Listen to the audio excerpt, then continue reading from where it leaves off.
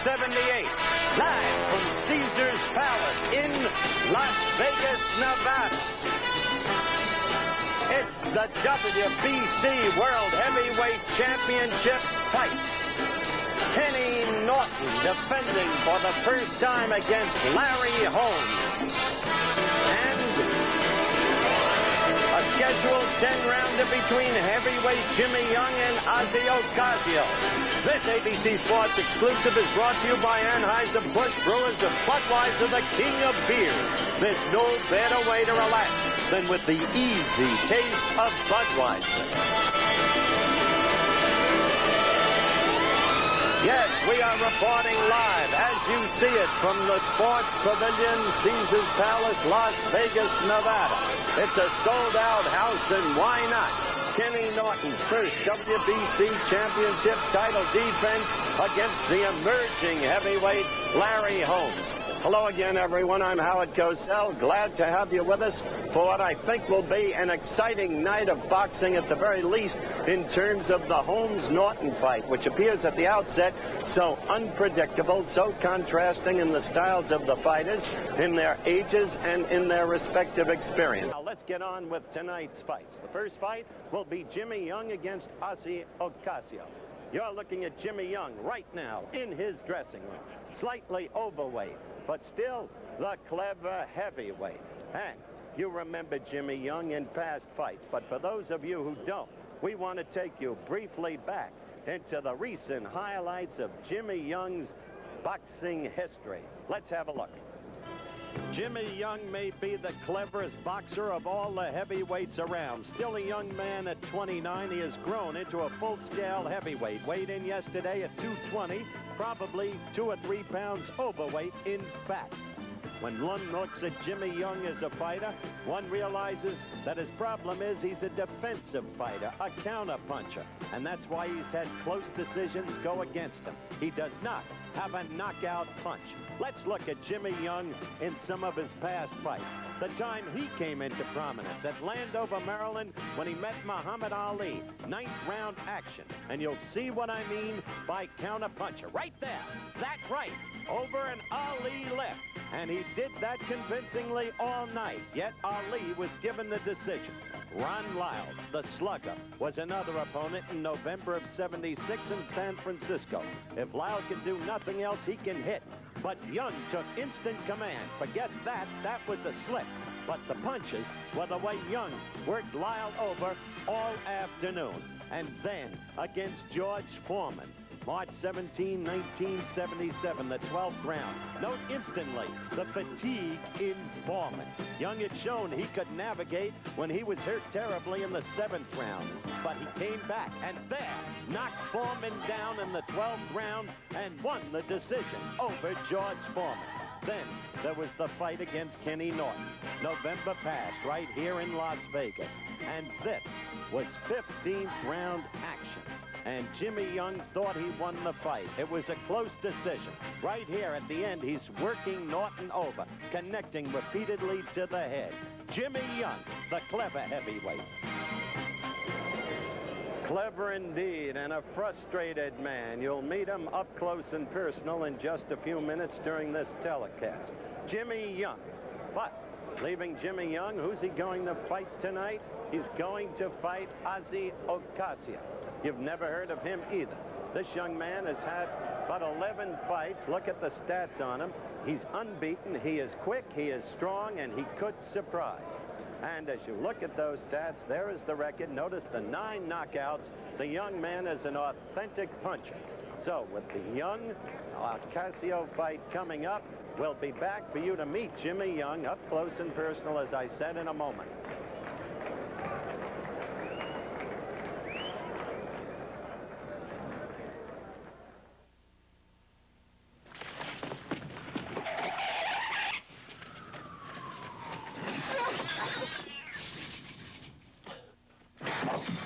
You're robbed on vacation. You have no cash, no credit cards, nothing. Okay, we're back live at Caesar's Palace, the Sports Pavilion, Las Vegas, Nevada. It's time to meet Jimmy Young.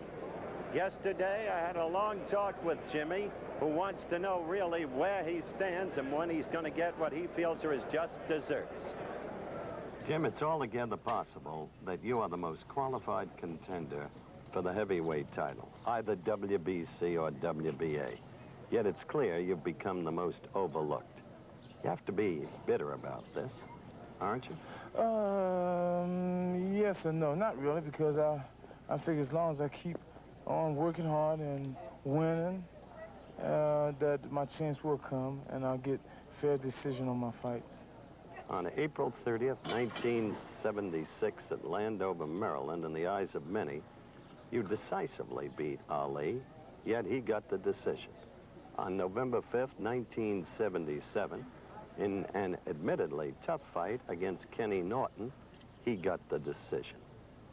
Don't tell me those fights don't live with you and bring a sense of frustration. Well, yes, it does, especially the fight with Norton, because I figure you don't really have to know anything about boxing. You can see who's really winning the fight, you know, who's scoring the most clean shots in the fight. But, you know, sometimes you have to live with things like that. And like I said, if I keep working hard and winning, my day will come. All right, Jimmy, in the wake of that Norton decision, you find yourself, Jimmy Young, on an undercard to Norton against Holmes, fighting a lad with very little experience, Ossie Ocasio, only 11 fights. How can you possibly get up for it? Well, number one, I'm looking for another title fight sometime in the near future. Number two, I have to take him serious because he has a chance really to sort of like move me out of position for the title fight, or you might say take my place. Three, he has a chance for a position that doesn't come often with a kid with his what you say experience or whatever. And when I was coming up, I was fighting guys with plenty of experience. I got by most of the fights, and I just have to take this kid serious. As far as age-wise, I think he's about 4 years younger. Well, experience, he's had 11 fights. Doesn't mean anything in all cases. He's a heavyweight, and he carries a punch that can knock me or any other heavyweight out. And I'm carrying about 3 pounds more than I usually carry, but I feel good with it, and I might need it in all this heat out here anyway. I hear it goes up to 100 degrees out here. Let me dissect your answer. You want it to lead to a title fight. A, have you had any guarantee of an opportunity to fight the winner of Norton Holmes? Well, if you want to call a guarantee, the word from the president, Jose Sulaiman, I spoke with him the day before yesterday, and he told me face-to-face that the winner of tomorrow's fight will have to fight me no later than December 31st this year. Now, they can take a fight before, but they have to fight me no later than December 31st. So if I understood him correctly, I think they have to sign somewhere around October. Now, assuming that you beat this kid the way you want to, is there still lurking in your mind not just the winner of Norton Holmes, but the division in the heavyweight ranks, Ali and Spinks? Well, I don't really know too much about this situation, what's going on here. I think what it is, it's the money thing. I think, from where I got it, Spinks signed a contract to meet the #1 contender, which was Norton at the time, behind our decision, our fight, right? So he wants to wait on a rematch. I guess what I can see is more money on a rematch with Ali. Well, you know what, the dividing comes in there with WBA and WBC, so they made another champion. So I'm going to continue to fight. If I wind up in my career with just the WBC title, I'll be satisfied. But you think you can beat anybody? Oh, yeah, even you. Thank you. Good luck. Okay, thank you. So an interview with Jimmy Young as Jimmy Young comes down toward the ring. Quickly, let me introduce my colleagues working with me at ringside tonight. We're looking at Ossie Ocasio right there now. That's the young man I told you about with the 9 knockouts. Definitely a puncher. Now, the 2 men working with me at ringside tonight. My old friend, veteran colleague, Christopher Schenkel, and next to him, our new member of the ABC sports team, the best referee in all of boxing. 28 title fights he's refereed, 7 of them heavyweight title fights. Arthur McCanney. There they are. They'll work this fight. He does that extremely well, Arthur. It's great to have you here, and I think we have an interesting prelude. A scheduled 10-round heavyweight fight, Arthur, between Jimmy Young, who fought here in November and lost a controversial decision to Kenny Norton. Now, he said he was 2 or 3 pounds overweight. Untrue. He is 7 pounds over his 213 when he was sharp, and maybe won the fight, Arthur.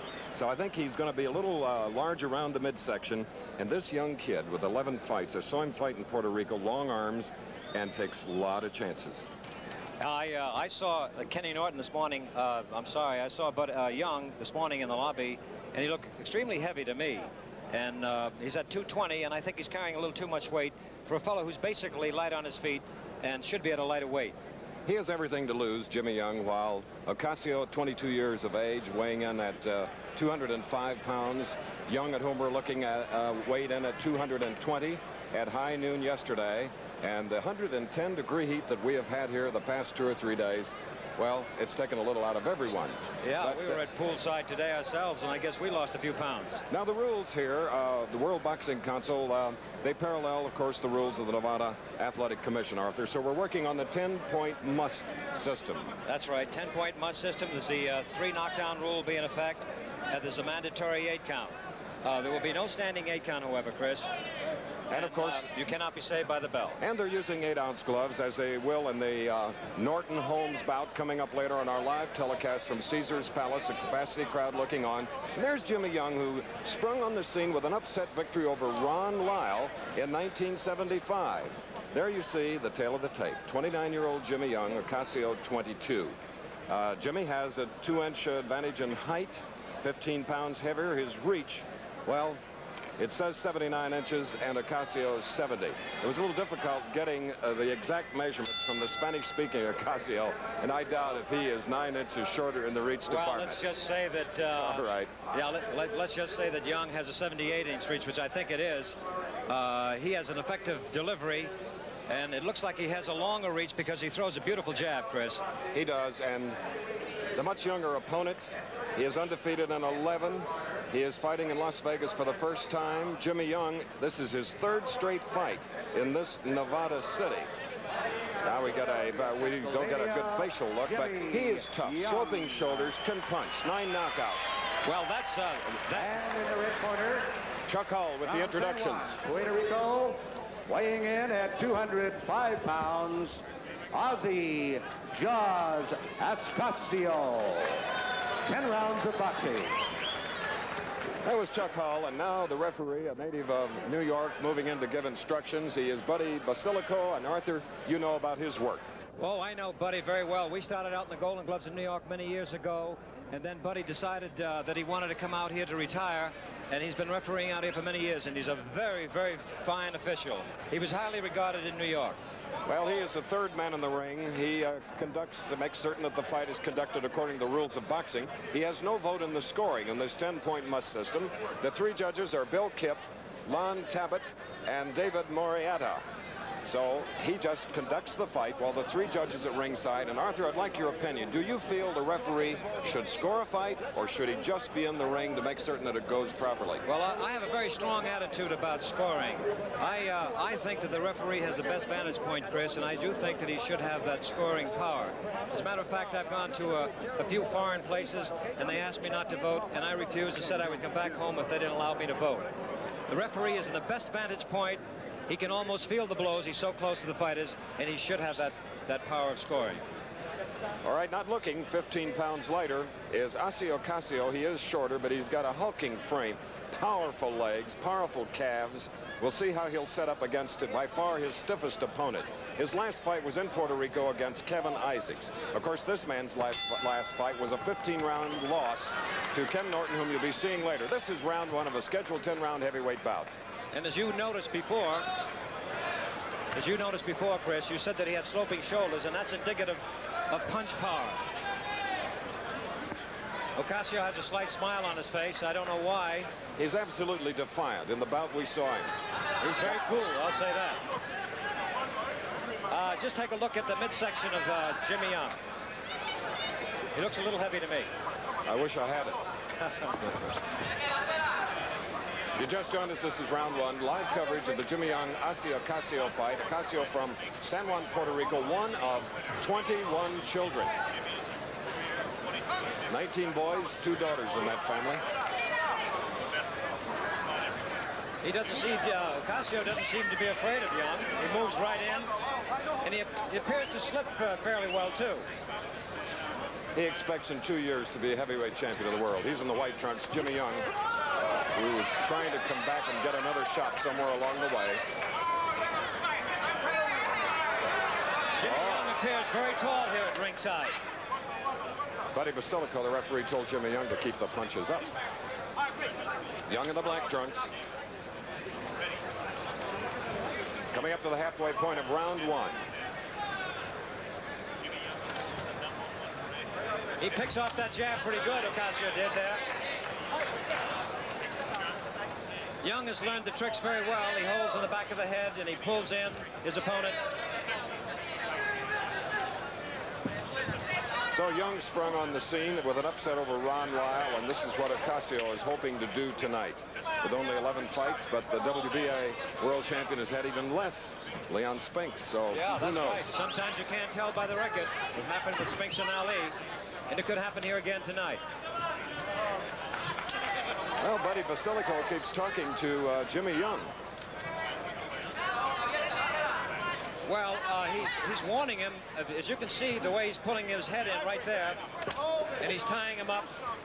It looks like Buddy's going to have his work cut out from tonight in clinches. You notice that, how Young comes in on the clinch at all times. Young, who has a very quick right hand. He scored only 7 knockouts. He has a fair left hook, but he can move and hit. And this is a lovely combination in any division of boxing. Well, with that added weight, he might be able to hit a lot harder tonight. But if you remember him when he was boxing Foreman, he was very light on his feet and did a lot of moving around. He's very eager to clinch tonight, Chris.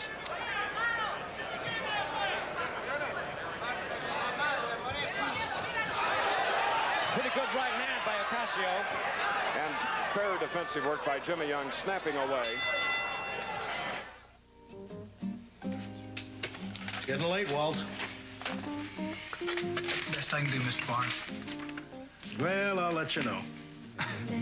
Yeah. So just say, but I want to buy a beer for Walt. and for the easy taste of the king of beers, and just relax when you say Budweiser, you said it all. Back again at Caesars Palace, Las Vegas, Nevada. A 10-round scheduled heavyweight bout between Ossie Ocasio and this man. Number 2 ranked contender, Jimmy Young, who had a big chance just a few months ago, which we televised. And the man that's now taken his place with a shot at the WBC title is a very cool Larry Holmes. There he is, and his opponent tonight shows very little expression. Tremendous athlete, Kenny Norton. They'll be fighting later on our live telecast as we move into round 2 of a scheduled 10. In white, Ossie Ocasio. 205, Jimmy Young, heavy at 220 pounds. No knockdowns. He's aggressive. And, of course, Jimmy Young likes a lead fighter because he loves to counterpunch. Yeah, I tell you, I like what I see with Ocasio. He's not afraid at all. Well, one of 21 children, he'd have to be brave. Jimmy Young is extremely slow tonight. Absolutely slow. Remember his win against Foreman, which we televised? He was up on those toes. He had Foreman completely befuddled. That's why he upset him. He has no zing in his jab either. And as I said before, I'd like to repeat, he's so anxious to get on the inside and hold, which indicates that he's not in shape and he wants a rest. Now, Jimmy Young has gone 10 rounds or more 11 times, while Ocasio has gone 10 once. A decision over Isaacs. Then, Chris. Jimmy Young was hit with the right hand. He looked like he was disturbed by it. He's going to get caught more often if he keeps coming in like that. He hit him again with a good right hand. And there he is holding again. Absolutely sluggish thus far as we're reaching the midpoint of round 2.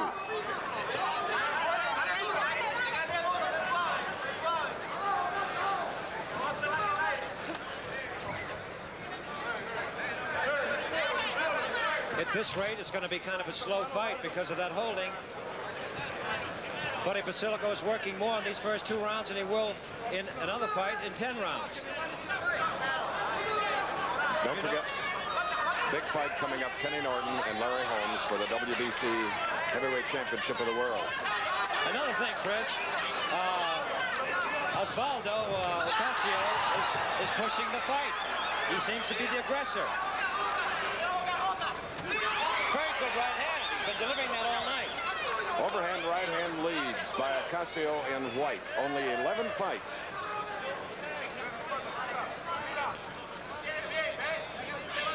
We had a great deal of concern about his defense, Ocasio, because in his last fight he just kept those dukes down at his side, had none. But now he's keeping them up and still punching off of the defense. That's another thing I notice about Ocasio, though. He seems to slap an awful lot. You see this? When he delivers the left uppercut and the left hook, he slaps. Unlike Zarate, who scored a 4th-round knockout at 210 against Hernandez earlier here on the fight cards, hitting with that striking surface. The bell in about 10 seconds. It's that rope-a-dope style now again by Jimmy.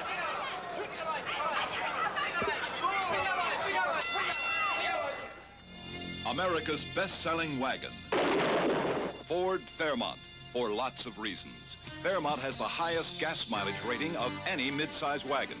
These days, the higher the better. Fairmont gives you the most room for the money of any wagon. Lots of headroom and broken leg room. Fairmont has the lowest sticker price of any mid-sized wagon. Man's best friend is the low price. Test Fairmont at your Ford dealer, where the better ideas keep coming. Last hand. 8 hours and 10 minutes. Fantastic. In summation. 9 hours and 5 minutes? Amazing.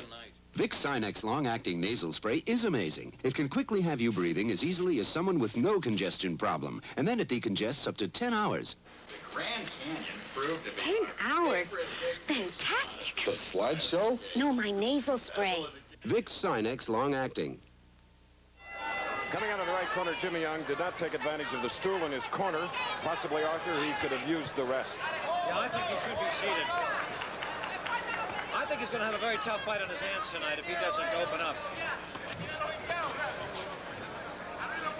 This is the 3rd round. If you just joined us, there have been no knockdowns. Neither fighter is marked.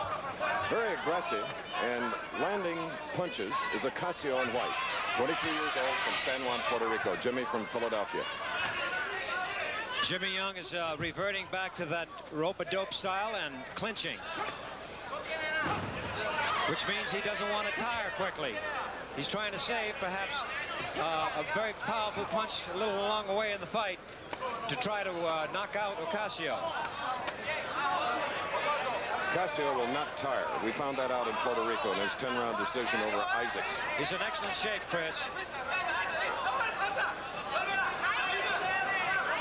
You know, Ocasio almost looked like a middleweight in there with him.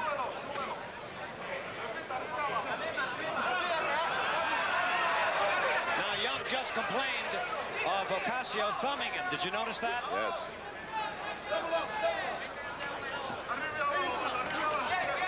That's one thing you referees watch for closely. Yeah, that's true. Oh, he's slapping again. Ocasio slapping. Jimmy Young only scoring in flurries.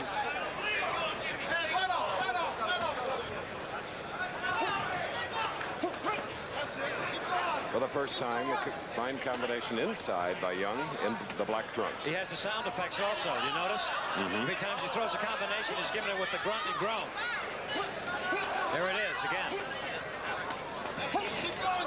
Good right hand. Hit him with a very good right hand. So this would be the time for Ocasio to back off. Yeah, I kind of think that Ocasio is very effective staying outside. As long as he can score. If he stays to the outside and throws long punches, he's better off. Although he is accumulating points with that with the kind of a defense that Young has, the rope-a-dope.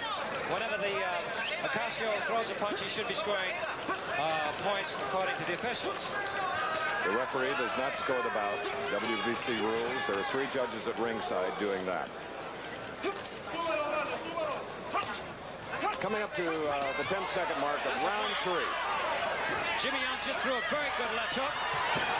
Good punches by Ocasio. He just won't intimidate this young guy. He keeps coming right back. Pro kids would like you to know there's a movement afoot. It looks so easy on TV. Now we move into the 4th round, scheduled for 10. Prelude to the Norton-Holmes heavyweight championship fight. Young in the black trunks, 220. 205 in white, Ossie Ocasio of Puerto Rico. And thus far, I have him ahead. I have Ocasio in white. Slight lead in this 10-point must-scoring system. Well, Chris and I are keeping our scores independent of each other, and at this point, we have both agreed. Arthur McCanty, great referee in the world. First time I did a heavyweight championship fight was at the Polo Grounds in 1960. Johansson, Patterson. Yeah, the now torn down Polo Grounds. There are apartment houses there now, Chris. Right. Matter of fact, we go way back to Eastern Parkway Arena and St. Nicholas Arena, 1954 and 55. And here in Las Vegas, on a very hot evening. Cool inside, however, in this sports pavilion. Now at this point, Ocasio should be backing off Norton, scoring with jabs and straight right hands, which he's capable of doing. He's making a mistake. Ocasio would be making a mistake if he stayed in with Jimmy. And of course, the smarter, more experienced fighter will try to get the opponent to do what he wants him to do. Experience is always very important. Now he's complaining again. Jimmy Young is complaining again about thumbing. What about slapping with the gloves, Arthur? Well, they're delivering. You are making a contact, but a slap is not powerful. Why slap when you can punch? The whole idea of the game is to knock out your man, and you're not going to do it with a slap. Arthur McCanty, one of the world's great boxing referees, wearing a bow tie tonight, but not with a referee shirt, but a dinner jacket. I understand in London and in England, they referee with the tux on, just the way we're dressed, Chris. That they do. We did Ali Cooper there, and that was the case. Ocasio is putting up a real great fight. For a fellow. And he's got good inside right-hand shots. They almost go unnoticed, but he is scoring with them. What I'm impressed with is the fact that he's not afraid at all to be in there with Jimmy.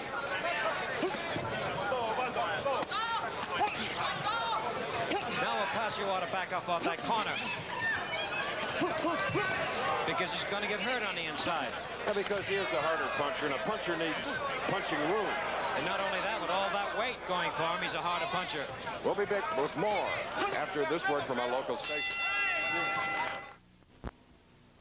The prestigious United States Open Golf Championship. 4 days of... That's Ken Norton in his dressing room, awaiting his first title defense in the heavyweight division against undefeated Larry Holmes of Easton, Pennsylvania. Very confident, and there is great dislike between those two heavyweights whom you'll see later. Chris Schenkel, Arthur McCanty, Howard Cosell, waiting in the wings to do the championship fight. Now we move into round 5 of this prelude 10-round heavyweight bout. Young in the black trunks, 220, 205 in white. Ossie Ocasio of San Juan, Puerto Rico. No knockdowns, neither fighter marked. And I have Ocasio ahead at this time. How do you have it, Chris? I have the same. Good jabs. If I were to advise Young at this point in time about strategy, I think he ought to stay on the outside and throw long-range left jabs and straight right hands, which he does very effectively. He's a little annoyed with the referee because the referee pushed him a little too hard. But the referee is breaking these two guys very well. And a slight buckling of the knees after that hook, Arthur. Jimmy Young. Maybe Jimmy took this boy a little too lightly. And that happens frequently in boxing. This is the point I'm talking about right now. If he could throw those long jabs and come across with a good straight right hand, because Ocasio can be hit with the right. You see his hand, his left hand is low. He carries his left very low.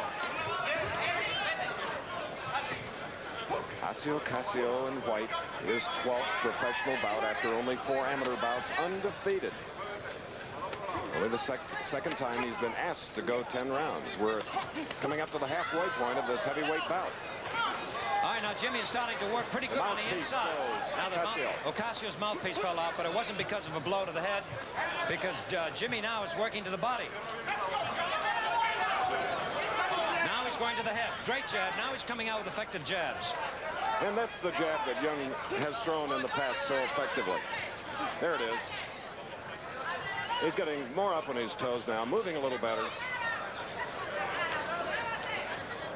If you notice, Jimmy's changing his style. He's staying outside a little more now.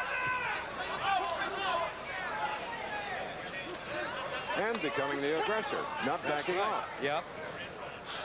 He's fighting much better this round. And here's the thumb, warning again. Basilico was warning Ocasio for thumbing. That's the first warning by Buddy. And the rules here in Nevada state that if you give him 2 warnings, you have to take a point, deduct a point from the score. And we'll find that out, should it happen, at the end of a round, we will inform all 3 judges who score the fight. More punches now by Jimmy Young.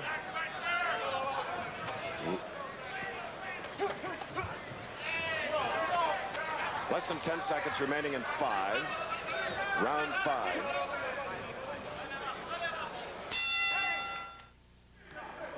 Willis Reed, basketball great, coach of the New York Knicks. You know what he does for excitement? He collects stamps. U.S. commemorative.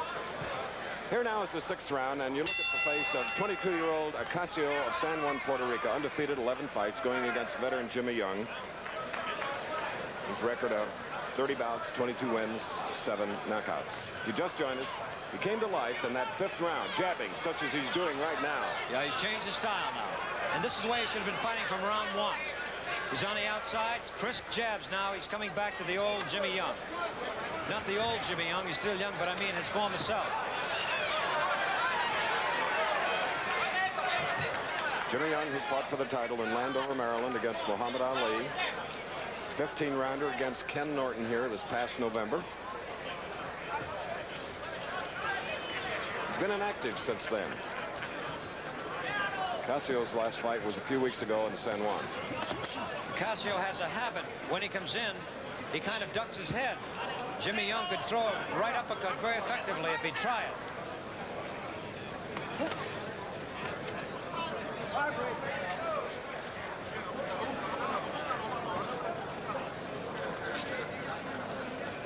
Jimmy's starting to dance a little bit now, like he used to.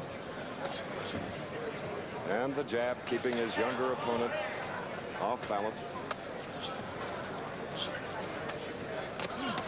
Good right hand by Ocasio. Glancing blow.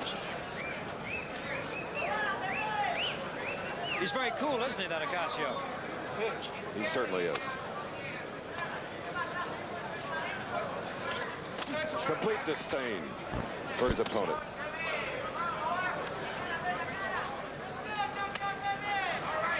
Right into the fat section of the midsection. Little hook by Ocasio. Jimmy at 220, 7 pounds heavier than he was when he last fought Kenny Norton. What's the thumb? Thumb again. Jimmy Young's very mad now. I don't see really why he should be. Ocasio should keep those gloves closed, though, Arthur. Yeah. Look at his right hand. Yeah, as we stated before, he has a habit of slapping, which is not good. They ought to correct that with him. They ought to. He's not in there to shake hands. He's in there to punch. Very good. That's true. You see, and that's what happens when you keep that open glove. You have a tendency of thumbing.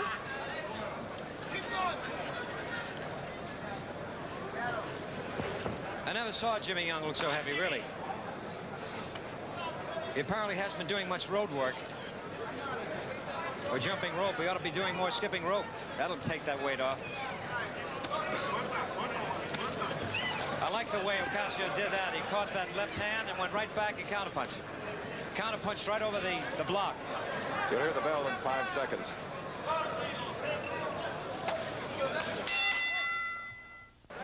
Seconds up. Jimmy Young and Ossie Ocasio. Jaws Ocasio in the white trunks. Coming out of the corner smiling. Now, I believe, a very close fight as we move into round 7. That's right. As we come into round 7, I have the fight even. How do you have it, Chris? I have it even. You have.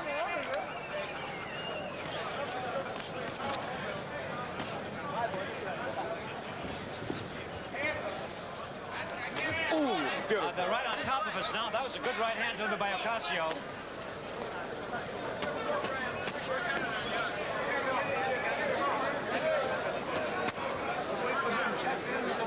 Absolutely. Ocasio. Ocasio, as we look at him right now, is very, very calm and very, very confident.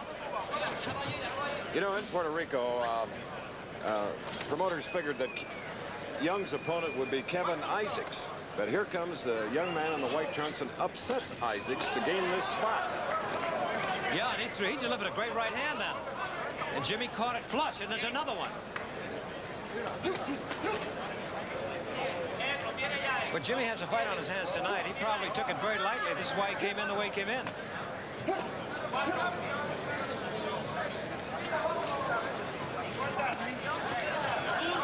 Now he's scoring. He's scoring. Ocasio is scoring in that corner. And we're in round 7, scheduled for 10 later. Don't forget, World Heavyweight Championship fight. Ken Norton in at 220, going against Larry Holmes, undefeated, weighing 209. Close match, grudge battle. I'd like to explain something on that rope-a-dope style. These fellows that have that rope-a-dope style really are on the defense, and the opponent who really can't get through to them is still punching and still scoring, even though they're hitting on elbows and shoulders. They're not using much of this 20-foot square ring, Arthur. No, it's a great ring. It's similar to the size of Madison Square Garden's ring, and a very good-looking ring, as a matter of fact. Capacity crowd watching Sports Pavilion, Las Vegas, Nevada. Ocasio's been very well taught. Got a good solid stance, a good strong boy. His manager and trainer is his brother, named Archie War, which is their christened, or their last name, War, not Ocasio.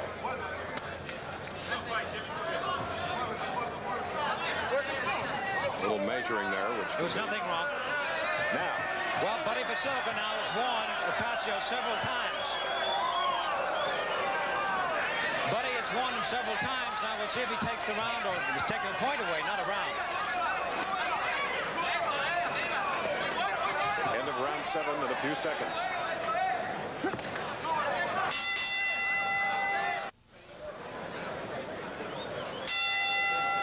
Very quiet corner of this man, Jimmy Young.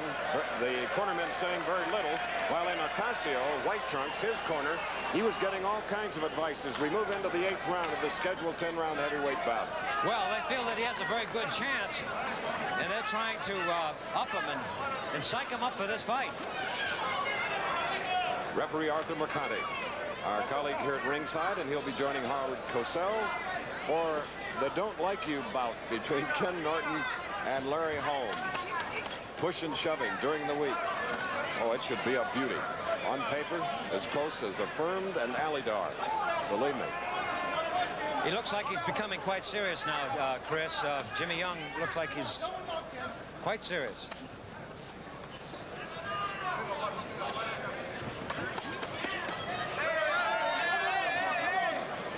Jimmy sometimes failing to keep that left hand up, which is just perfect for Ocasio's quick right hand. They ought to lift the trunks of Ocasio, because if Jimmy hits him right at the Everlast sign there, it looked like it's a low blow.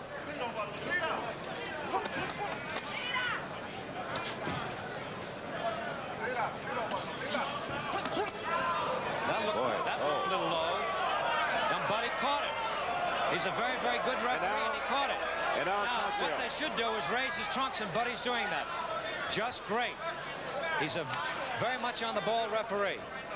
He learned all his tricks in New York. We're in round 8. Neither fighter knocked down. No cuts. You saw the effect of that inside right uppercut thrown by Ocasio and White. Oh, very good delivery. That was an excellent delivery because there was a combination of 3 punches. 1, 2, and 3. And that's what you have to do in boxing. Don't be satisfied with the one-punch delivery. Now, this is what Jimmy should be doing now more often. Straight left jabs, fast right cross.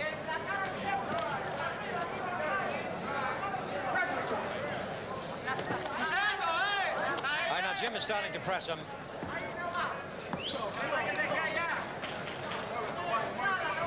Jimmy's so huge that I can't get over the fact that the other guy looks like a middleweight or a light heavyweight. Beautiful right uppercut.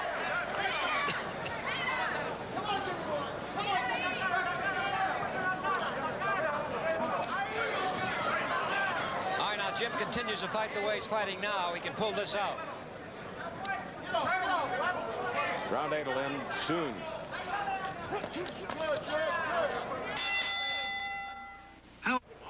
Back again. Determination on the face of 22-year-old Ossie Ocasio, trying to vote himself into the muddled heavyweight picture. And thus far, Arthur, he has done a super job as we go into round 9. His 12th bout, he's undefeated against veteran Jimmy Young. How do you have the fight scored? I'll get to that. Let's see. I'm looking at the fight here. Let me go by here for a little while. It's like come back to my score, not to lose the action.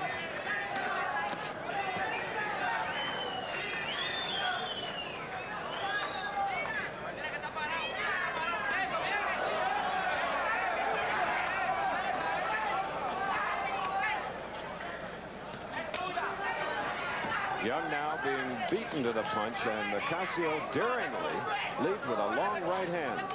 There you can see the left hand of Young in the black trunks, holding it loud, now bringing it up a bit.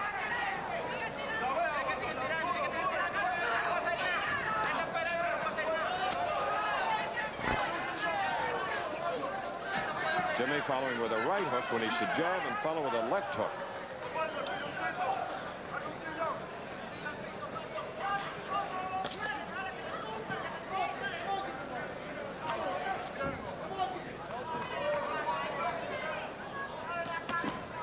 Buddy Basilico, the referee, is we're in the 9th round, scheduled to go 10. Later, don't forget, live coverage here in Las Vegas. Ken Norton, first defense of his World Boxing Council heavyweight championship against undefeated Larry Holmes, who believes he can take it away tonight. Jimmy seems a little annoyed with himself for being hit.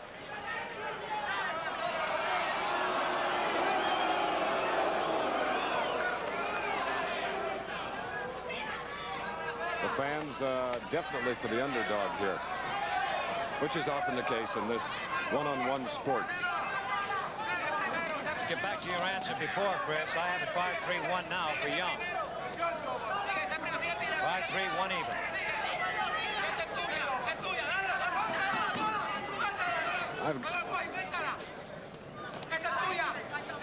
I've got it headed for a draw.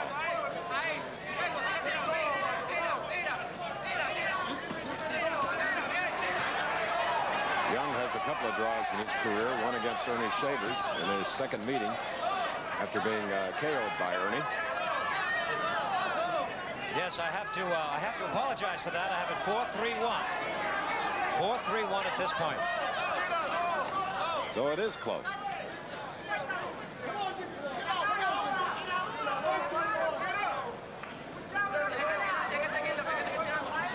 Bell in about 3 seconds. Out for veteran Jimmy Young, but a very important one after his 15-round loss to Ken Norton in this same ring. For the man in white, Ossie Ocasio, this is the biggest round, I think, at looking at my scoring of his whole career. He's looking for an upset. It's a very close fight. Ocasio, I believe, must win this round in order to have a shot at the 3 judges' decision. Well, I have it 5-3-1 at this point for Young.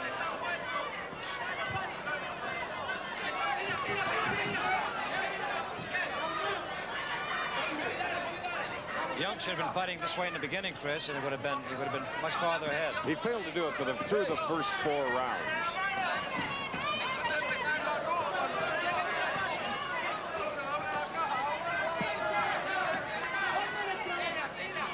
Now he's getting set up like he did against Foreman and in his good rounds against Norton and Ali. That's the combination where he's scoring on the inside.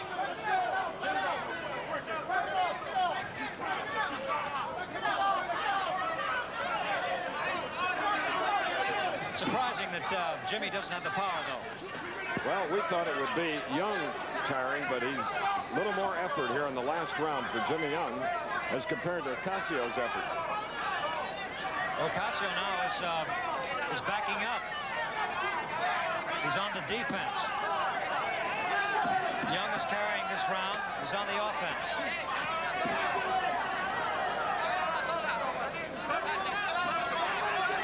Appears that Young wants to get that one right hand across. He just can't get it out.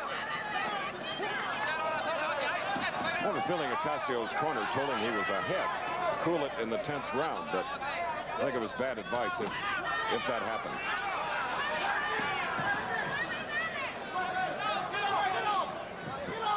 A little mauling now for Ocasio and White. Second time he's had to go 10. Jimmy's done it 11 times. We have about 45 seconds left in the bout.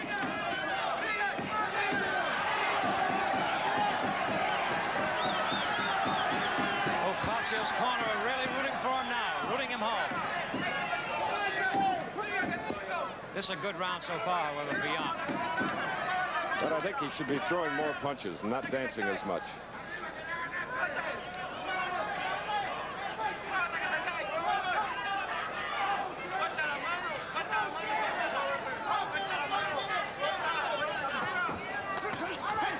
Seems very confident the way he's fighting in this last round. Yeah. Ocasio and White.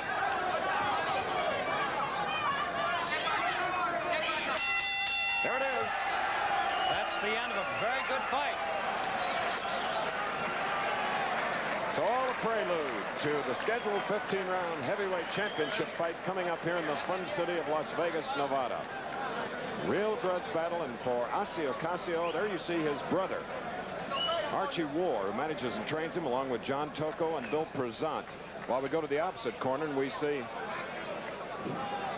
Bobby Brown, his trainer, Slim Perkins, and Mickey Grandietto.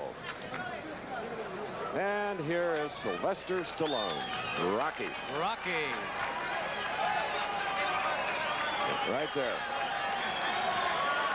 And Ocasio, I think he may have been overconfident one round early. You know, the fans are always for the underdog, and of course he was the underdog, but he fought a great fight. Very little expression on a very quiet Jimmy Young. Interesting guy, well, virtual unknown. It'll be interesting to see now what the judges come up with. And the judges here at ringside, Bill Kipp, Lon Tabbitt, and David Morietta. Ring announcer Chuck Hull now, moving toward the center, picking up his microphone, and we will know the winner of this bout between veteran Jimmy Young and newcomer Ossie Ocasio.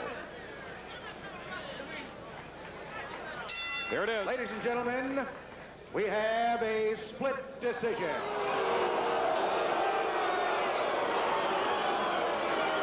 Judge Dave Moretti scores 47-43 Young. Judge Lou Tabbitt scores 46-44 Ocasio. And now the big one. Bill Kipp scores 46-45 for the winner from San Juan, Puerto Rico. There it is. An upset. An upset. Still undefeated in 12 fights. 22-year-old Ossie Ocasio. And we moved right along with it, and it appeared, except I was worried about the last round, that he wasn't doing enough to keep his lead. But what an upset win over a fighter, Jimmy Young, who was definitely not in top condition. And look at the... They look like a whole plane full of Puerto Ricans came down. They're all in the ring. There were no knockdowns, neither fighter cut. We'll give you that scoring again.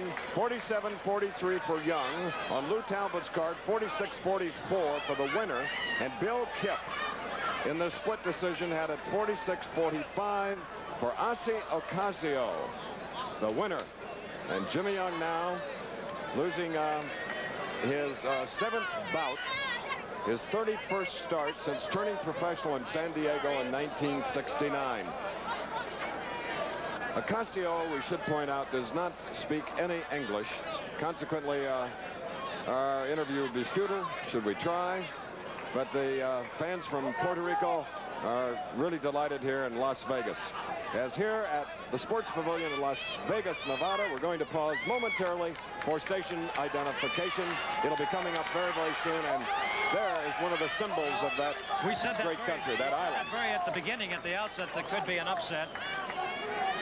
It seems all these young fighters are coming out with not too many victories in their records, but upsetting. Meanwhile, in the dressing rooms, the two men who are in the main go, and it's a big one, believe me, as a young lady comes in and wants to get a smack on the lip of this bachelor.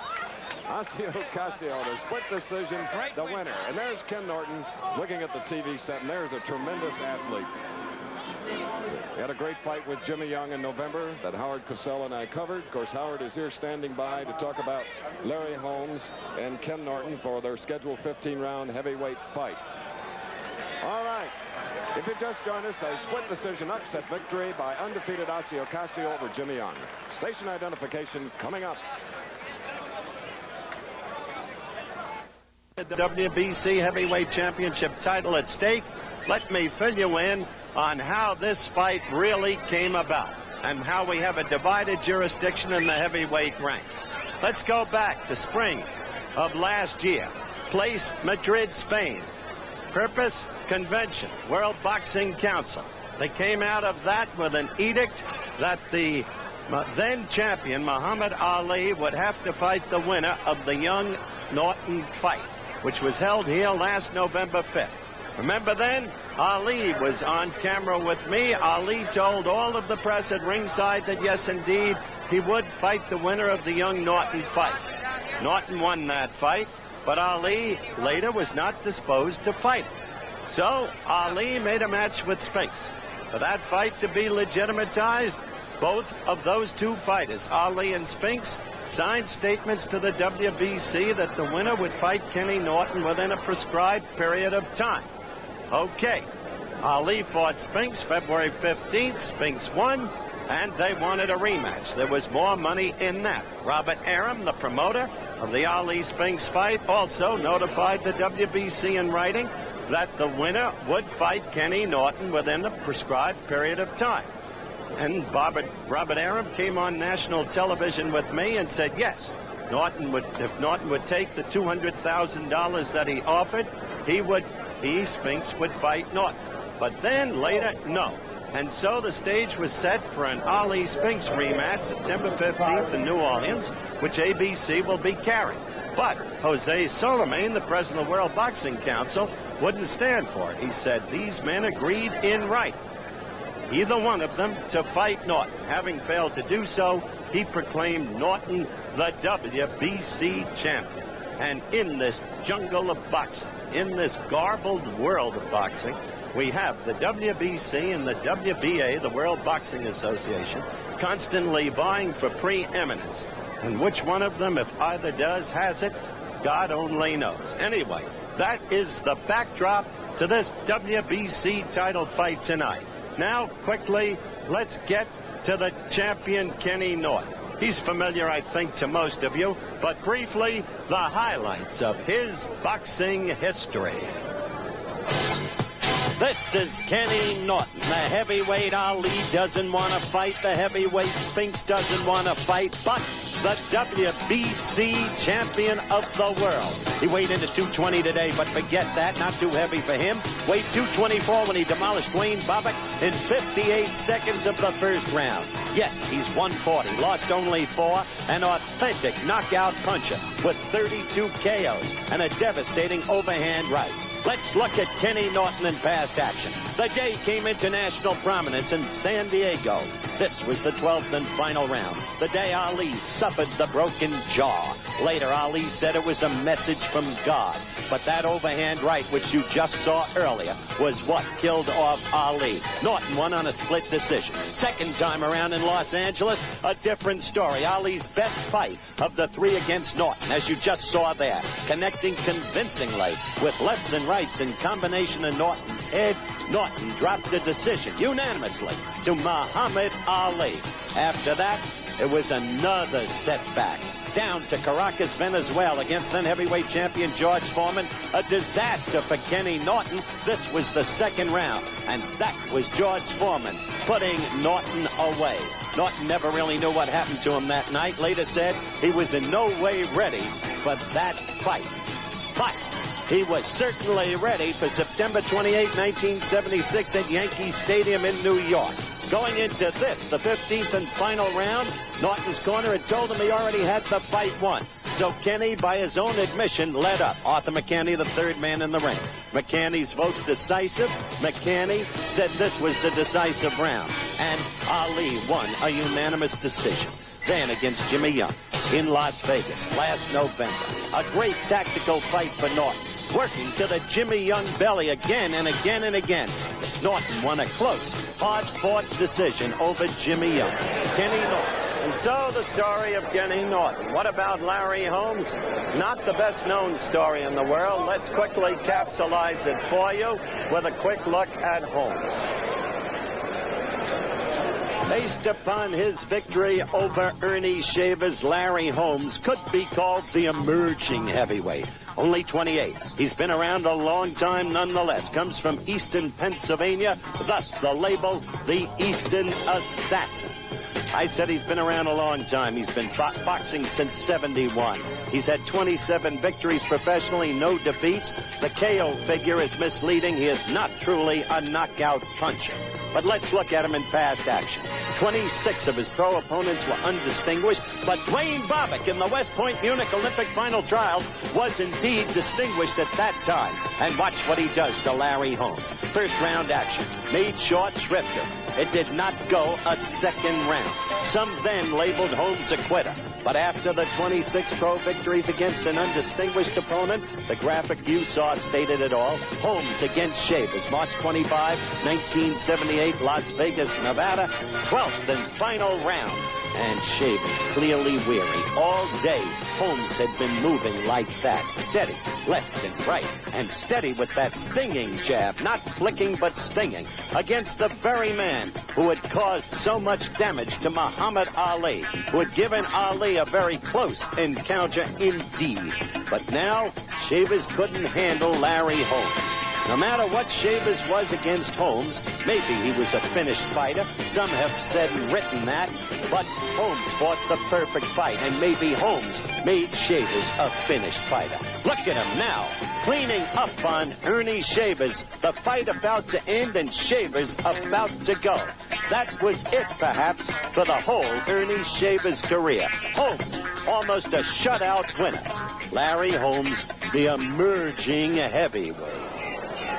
So a look at Larry Holmes along with the earlier look at Kenny Norton. Now, Muhammad Ali is in our New York studio with my colleague Frank Gifford. You'll be hearing from those two in just a moment. Right now, we break for a news brief from ABC News. Remember, Ali is in our studio in New York. He'll have something to say. We'll be back. An ABC News brief brought to you by Anheuser-Busch. Now, Larry Kane. Good evening. 1.5 million Pintos are being recalled by Ford. They'll modify the fuel tanks to prevent explosions and rear-end collisions. Israeli commandos raided 20 miles inside Lebanon last night, hitting what they called a major Palestinian guerrilla base. At least 7 people were killed. Saying that Senator Howard Baker's signature was genuine, Tennessee's election commission today reversed itself and restored Baker's name to the state ballot. And the Mormon Church says a revelation from God has ordered it to allow black men to be priests. Women, however, will still be barred from the priesthood. Now this. This is a great tasting light beer, but even a good articulator like me has trouble renouncing the name. So I just asked for a natural. That's easy to vocalize. Add this to your copy of the Guinness Book of World Records. 97,500 dominoes falling in a row. College student Bob Spica did it in New York today as part of a charity benefit. More news later on this ABC station. Frank Gifford in our studio in New York, as Howard Cosell mentioned.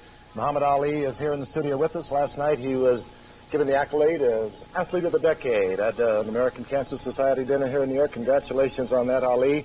Were you surprised with the Jimmy Young loss to Ossie? No, I wasn't surprised. Same thing happened to Jimmy, it happened to me. He fought a completely nobody. He was overweight like I was. He could beat the man on a good night. The man had no reputation, no name, so he trained but not hard enough, and he got surprised. Same way Leon Spinks. He had no name. I was supposed to knock him out. He had no fights. He was 7 pro fights. Just out of the Olympics, he couldn't go for 10 rounds. He couldn't find a bet in Vegas. Caught me off guard. Now I'm pretty, as you see now, I'm trimmer. I'm in better shape now. I'm going to come back and promise you be the first man to get it 3 times. I'll do what I should have did to Spinks the first time. I'll completely wipe him out. I'll completely wipe him out and be declared as the greatest fighter of all times. These geek-neck ducks that I'm watching tonight, imitating me, doing rope-a-dopes, trying to talk, all that stuff comes from me. All of them making money today. They've been paid money. Ken Norton, Larry Holmes, all of them have been paid peanuts till they fought me. They fought me. They've been around me. Holmes come from my training camp, stealing my style. Everything these fighters got come from me. They don't want to admit it. I want all of you listening to me now to write to me and send me some of that money you making.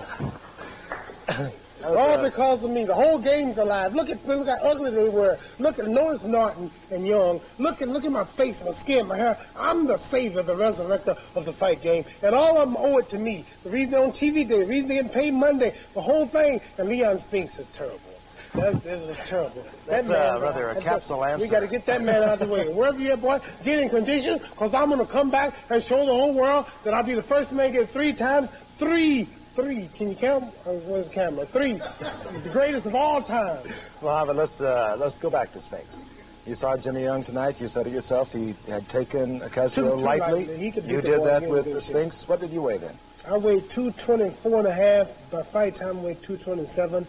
And just no excuses. The man won that night, but he didn't fight Muhammad Ali. This time, I will be dancing every round, like I won round 8, 9, 10, 11, 12 with this ball. Can you dance at 36? Can I dance at 36? You be there. I'll be there. Don't you be a Cosell. He's agitated. You're a nice man. I'm not agitated. Please don't be a Cosell. I just played football at 36, and it's hard to dance. Well, I can dance. You were really tired now against Spinks. I was tired. I came back when I fought Lister. It was impossible. Foreman was impossible. Sacking Frazier, sacking Norton. I got to be under pressure, and this is the impossible. 36 years old, coming back against the vampire. Let's be serious for one moment. I know I call him the vampire. You're going to weigh what now? 212. If he don't bite me on my neck, I'll get him. I will label Spinks today as of now. If you see him with his teeth out, he's got those 2 fangs, I'll label him as the vampire. And if we ever get in a clinch and if he do that, I'm in trouble. But if I cross in there and show him, I think I'll get him. You're really a package. I'm ready now. I was too quiet for the fight. I wasn't talking. My gimmick was to keep quiet.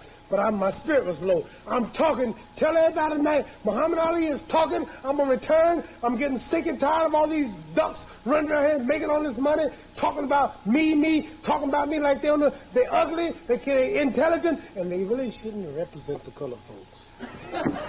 Muhammad Ali, and there is a serious side to this man. We saw it last night at the American Cancer Society. There is a serious move on his part. It's going to take place very shortly.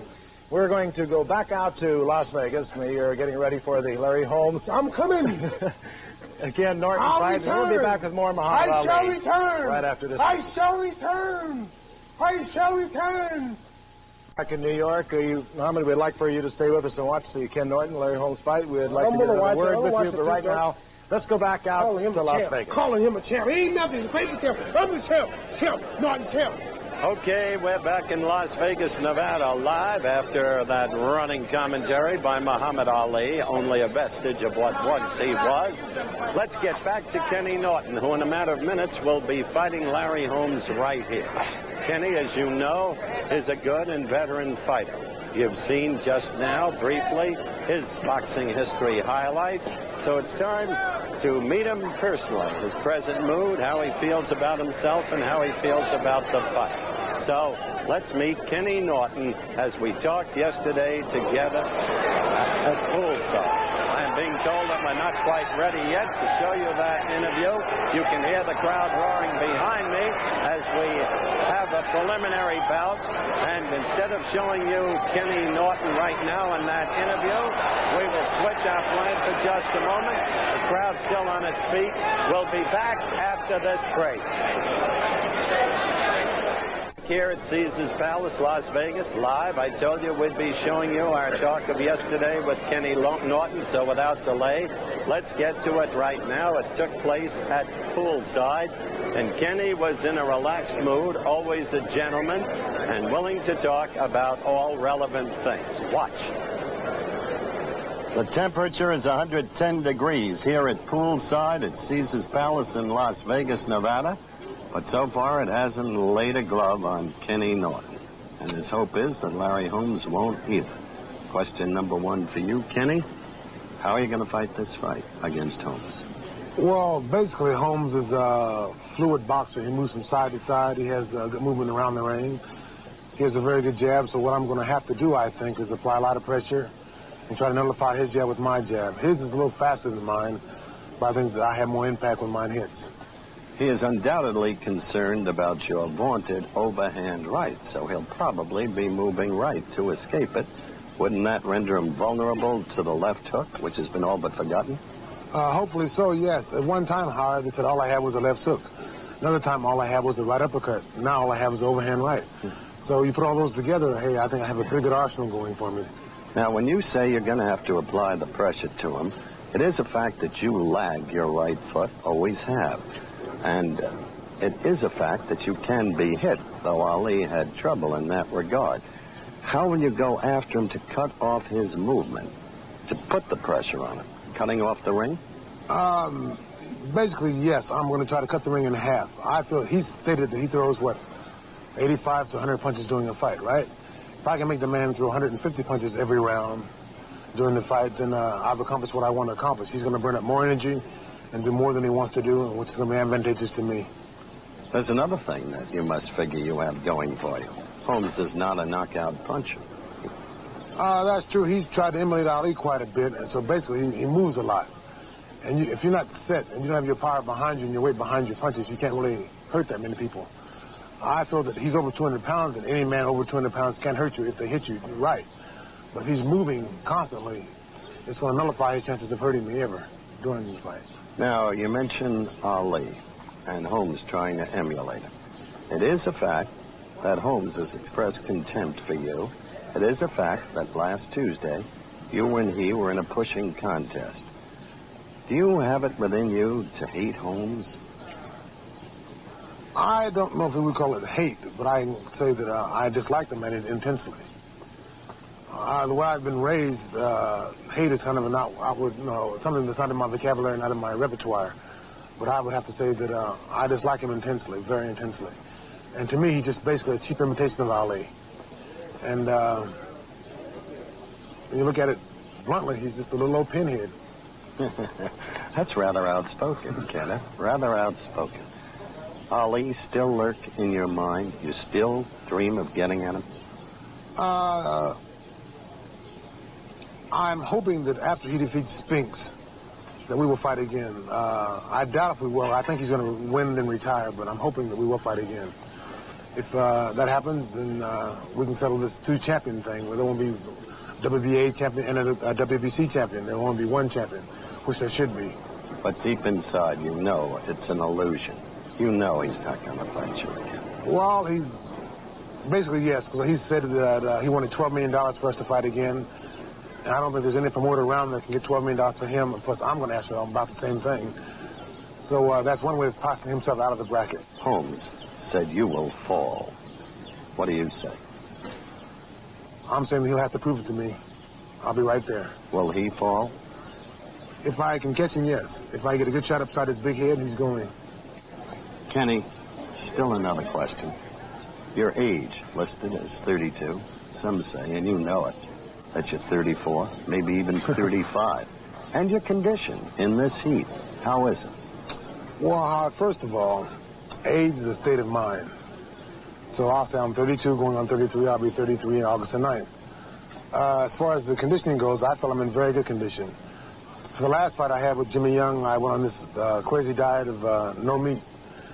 And I think it was detrimental toward my stamina. This time I've been eating a lot of steak, a lot of lamb chops, a lot of good food, a lot of vegetables. I felt right now I'm in very good shape. I'm a lot stronger now than I was then. I feel I'm a lot quicker now. I feel that mentally I'm better prepared. Kenneth, you do look great. Good luck to you. Thank you very much, Howard. A summer cold can hang on for days. That's why there's Contact. Now, here's all you need for 3 days and nights relief. Hard to believe. If you took this medicine as directed when confined at home, here's what you'd need for 3 days and nights. This or this. Hard to believe, but that's the wonder of Contact. This also has aspirin substitute and cough suppressant we chose not to put in Contact. Millions more people take Contact. We think we were right. Ever watch a game on TV and see the players chugging down this stuff? Ever wonder why? Why Gatorade? I'm going to tell you. It's made to help put back fluids and salt your sweat away. Better than soft drinks, even better than water.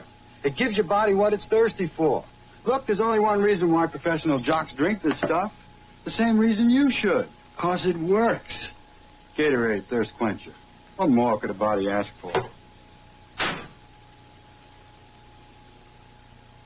Monday, the Cubs face the Reds, the A's meet the Yankees, and the Phillies battle the Dodgers.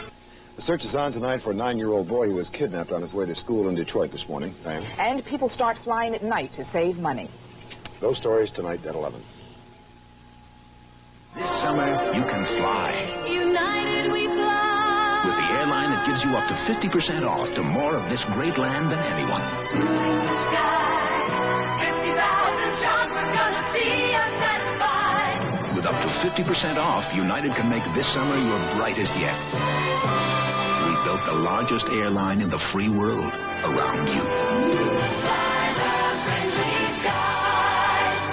Norton, boxing, Howard. You're going to fight him the same as you did against Ernie Shavers, moving from side to side, using the left mainly, piston-like fashion, hoping to set up the right. That's right, Howard. It'll be almost identical, but I think Norton will be a little bit easier to hit than Shavers. Watching him work with Jimmy Young, he's vulnerable to right hands. Knowing that Jimmy Young don't have the steam and the power that I have, the fight might be over quickly. Now, you say Norton is vulnerable to right hands, but you've had 27 fights now. You've been waiting a long time for this kind of chance, and you know Norton has that good overhand right. I take it you'll be moving right to avoid that. Yeah, Howard, Norton don't usually throw the overhand right until he gets you on the ropes, and that's where I'm not going to be. I'm going to keep him in the middle of the ring. I'm going to keep him turning side to side. And I think with my left hand, with my fast left hand and sneaky right hands, I can do that all night long, Howard. What about his left hook? Well, this is what I want him to do, Howard. When he throws his left hook, he's going to be off the floor, and he's going to be missing. And that's when I'm going to be doing a lot of counter-punching. Norton says he'll beat you with the jab, and he'll cut the ring in half on you. If Norton tries to box me, Howard, he's falling right into my pattern. I'm a boxer. Norton is not a boxer. Norton has to stick to slugging. This is where he is, trying to trap a guy, corner him, get him up against the rope, throwing his overhand rights, his wild left hooks. He's really an amateur fighter. He got his reputation, Howard, fighting Muhammad Ali the 3 times that he did. He made a career out of it. He never fought anybody like Larry Holmes, young and 28 years old and strong, and opportunity of a lifetime, and I'm going to just let it slip out of my hand. You can't do that, Howard. All right. Let's take another aspect of the Norton arsenal. He did an effective job on Jimmy Young working to the belly. He'll probably try to do the same thing on you. Yeah, that's again another thing. Jimmy Young is not the type fighter that I am, Howard. Jimmy Young he backed straight up into the ropes. Jimmy Young does not have the punching power that I have. In my opinion, Howard, Jimmy Young beat Kenny Norton that night. Wait a minute, you said something contradictory. You said earlier you're a boxer, not a slugger. Now you just said Jimmy Young doesn't have the punching power I have. You telling me you're going to knock Norton out? Well, Howard, it could come. I think I punch much harder than Jimmy Young. And my hands are much faster than Jimmy Young. Jimmy Young have the push-type jab. I have the snapping jab. I have the crisp, short right hands. Jimmy Young don't have that. Just to show you, Howard, out of 30 fights, he only knocked 7 guys out. So this is why it's going to be a great difference when I fight Kenny Norton. All right, Larry, you've been openly antagonistic to Norton. You've made a lot of cracks about him. You had a pushing contest with him on Tuesday past. Why do you feel this way about Norton? Or do you really? You're just trying to build up the fight? No, this fight don't need building up, Howard.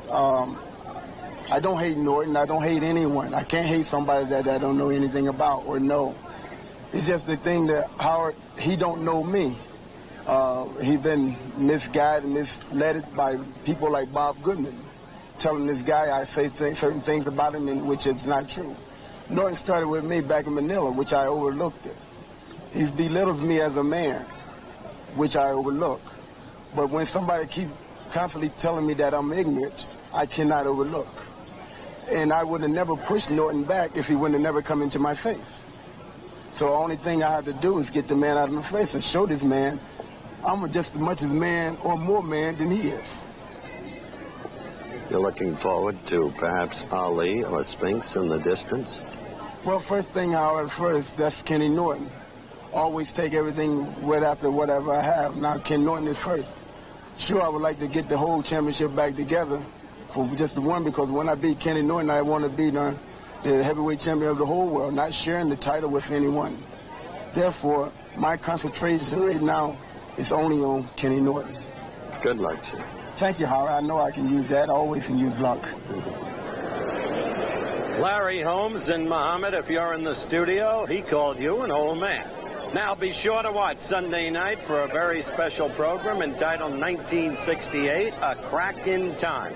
Cliff Robertson and ABC News correspondent Frank Reynolds take you back through one of the most tumultuous and significant years in American history. Just 10 years ago, the deaths of Martin Luther King and Bobby Kennedy, Vietnam and the Tet Offensive, the Pueblo Incident, the candidacies of Nixon and Humphrey, Nixon's election, Joe Willie Namath, 2001, The Graduate, and so much more. It's very special and one we hope you'll watch. 1968, A Crack in Time with Cliff Robertson and Frank Reynolds. 8 o'clock Eastern and Pacific Time, 7 o'clock Central Time. Now, Muhammad Ali is still in our studio. I am told the Giffer will be talking with him again in just a moment.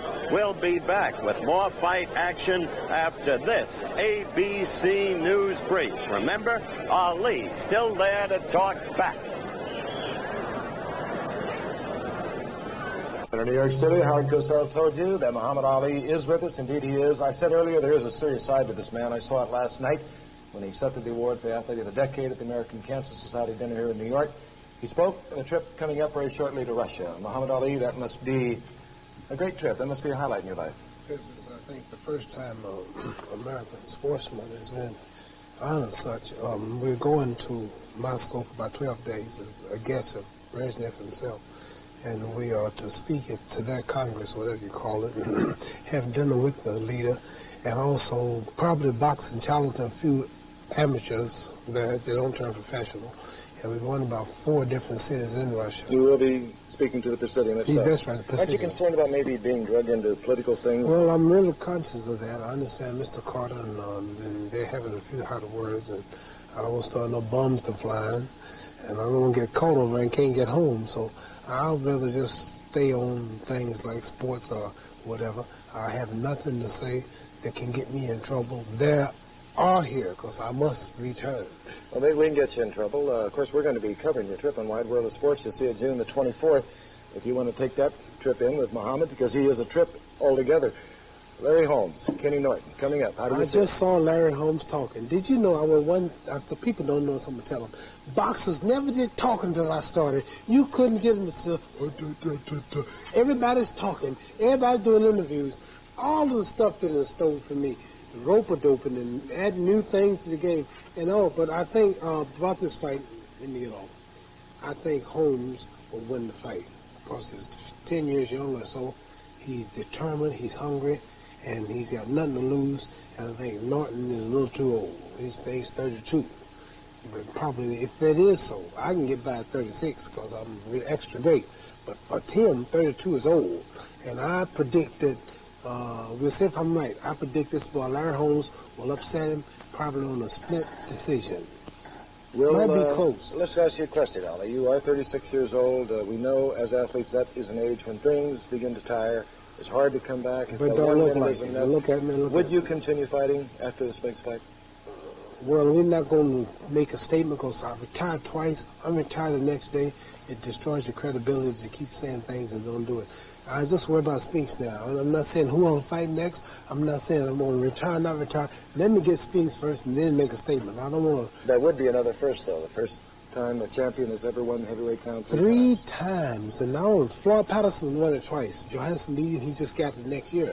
I won it for Liston, had a few setbacks, whatever. 10 years later, be Foreman. Now I'm going to get it back again. And not only that, not just being champion, but being intelligent. Look at these guys trying to talk. They can't talk. I mean, look at their faces. Look at my face and my skin and my hair and my features. You are a piece of work. You are pretty good. You're not as and you're also bigger than me. What are you going to do different in this fight? I'm not going to do nothing but dance. Dance and move and dance and don't give it around. Get my weight down to about 210 and not over 215 and dance and realize this is it. I got to go out the runner, break history, and do it for 3 times and whoop this man and get him out of the way because that amateur has no right in the same ring with me. I made a mistake. I took him lightly, didn't get in shape like Holmes, like Young did tonight, but I will return. And I'm leaving. I'm tired of talking. I'm getting hot. I got to go and watch these 2 ducks, imitators of me, and what are you going to do? In your speech last night, you said you've always remembered where you came from. Yeah. Are you going to go back the way you trained early in your life when you didn't have all these high-side commitments? Well, I'm going to do worse. Can you get down to this? I'm going to do worse. I'm going to chop trees. I'm going to run up and down hills in my dirty Pennsylvania camp. I'm going to resist my ice cream, my cake, my donuts, my pancakes, things that I love, and just kill myself. I ain't got but 3 months. We got the best time of the year coming around. What is your weight right now? Right now, I'm about 227. So you need to get rid of 15 pounds in 3 months. I will do it easy. All I got to do is I got Spinks' picture right in the front of my bed, right over my shower, right over my training gymnasium, and looking with his 2 teeth out, looking down like that. And I look at him every day.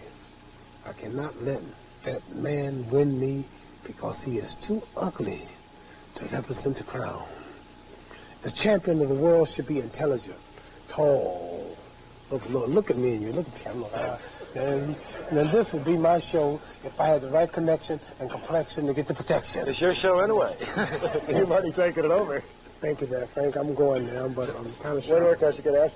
How would you say you think Holmes will beat Kenny Norton? How would you advise Kenny Norton? Say you were his manager. How would you advise him to fight a Larry Holmes? I understand he's watching TV now, and I don't want to tell him because he's a smart aleck.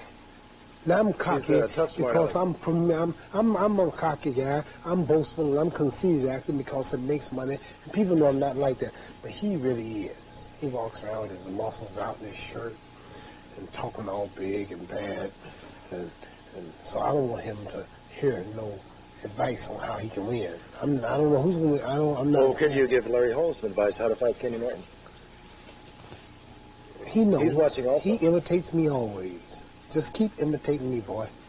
Mohammed, we thank you for coming over. I love your show. I admire your style, but your pay was so cheap, I won't see you for a while. Bye, boy. See you, man. Bye, you Muhammad Ali, one of the rare cats. Great champion, athlete of the decade. We're now about tomorrow, coming up on Wide World of Sports. Muhammad won't be with us, but we'll have a very interesting show coming your way. Watch and listen. Here it is. Tomorrow on ABC's Wide World of Sport. Gifford back in the New York studio has quieted down somewhat. We hope it'll remain quiet for a moment. The NBA had its draft today, the annual draft, and they held it here in New York, and as expected, Minnesota's Michael Thompson, a center forward. Okay, back in Las Vegas, Nevada. Look at Larry Holmes in his dressing room as he prepares to come out. He has just been bandaged. You had a quick look at the record. You've met Larry Holmes earlier, up close and personal. Saw a history of his fighting career. Just bandaging his hands now. And if ever a man has been blustery before a fight, it's been Larry Holmes. There they are together. Red Fox to the left. and the grand old man of boxing to the right. Had a birthday recently, as you know, underwent heart surgery, in a wheelchair, trying to fight his way back. God bless you, Joe. Good luck to you. He can run, but he can't hide. That's Joe Lewis's line. We'll win because we're on God's side. Joe Lewis's line. The Yankee Clipper gets better looking with every passing year. Hall of Famer, of course. 56-game hitting streak. A legend now in baseball. Most proclaim it the most difficult streak or record ever to break. Let's move around to the crowd some more. Roberto Duran. I think the fighter of the decade, probably the best fighter inch for inch and pound for pound alive today. Although as Zarate grows, he may contest that claim. And Arguello is a good puncher, though a stand-up fighter and reasonably easy to hit. So I give the honor to Roberto Duran. And Sly Stallone was just in the picture, I believe. Yes, there he is. The Sly one himself. Rocky, and he's going to make another one called Rocky 2. He's on top right now. In any event, the fighters will finally be coming out of the dressing rooms in just one moment, and that's when we will be back.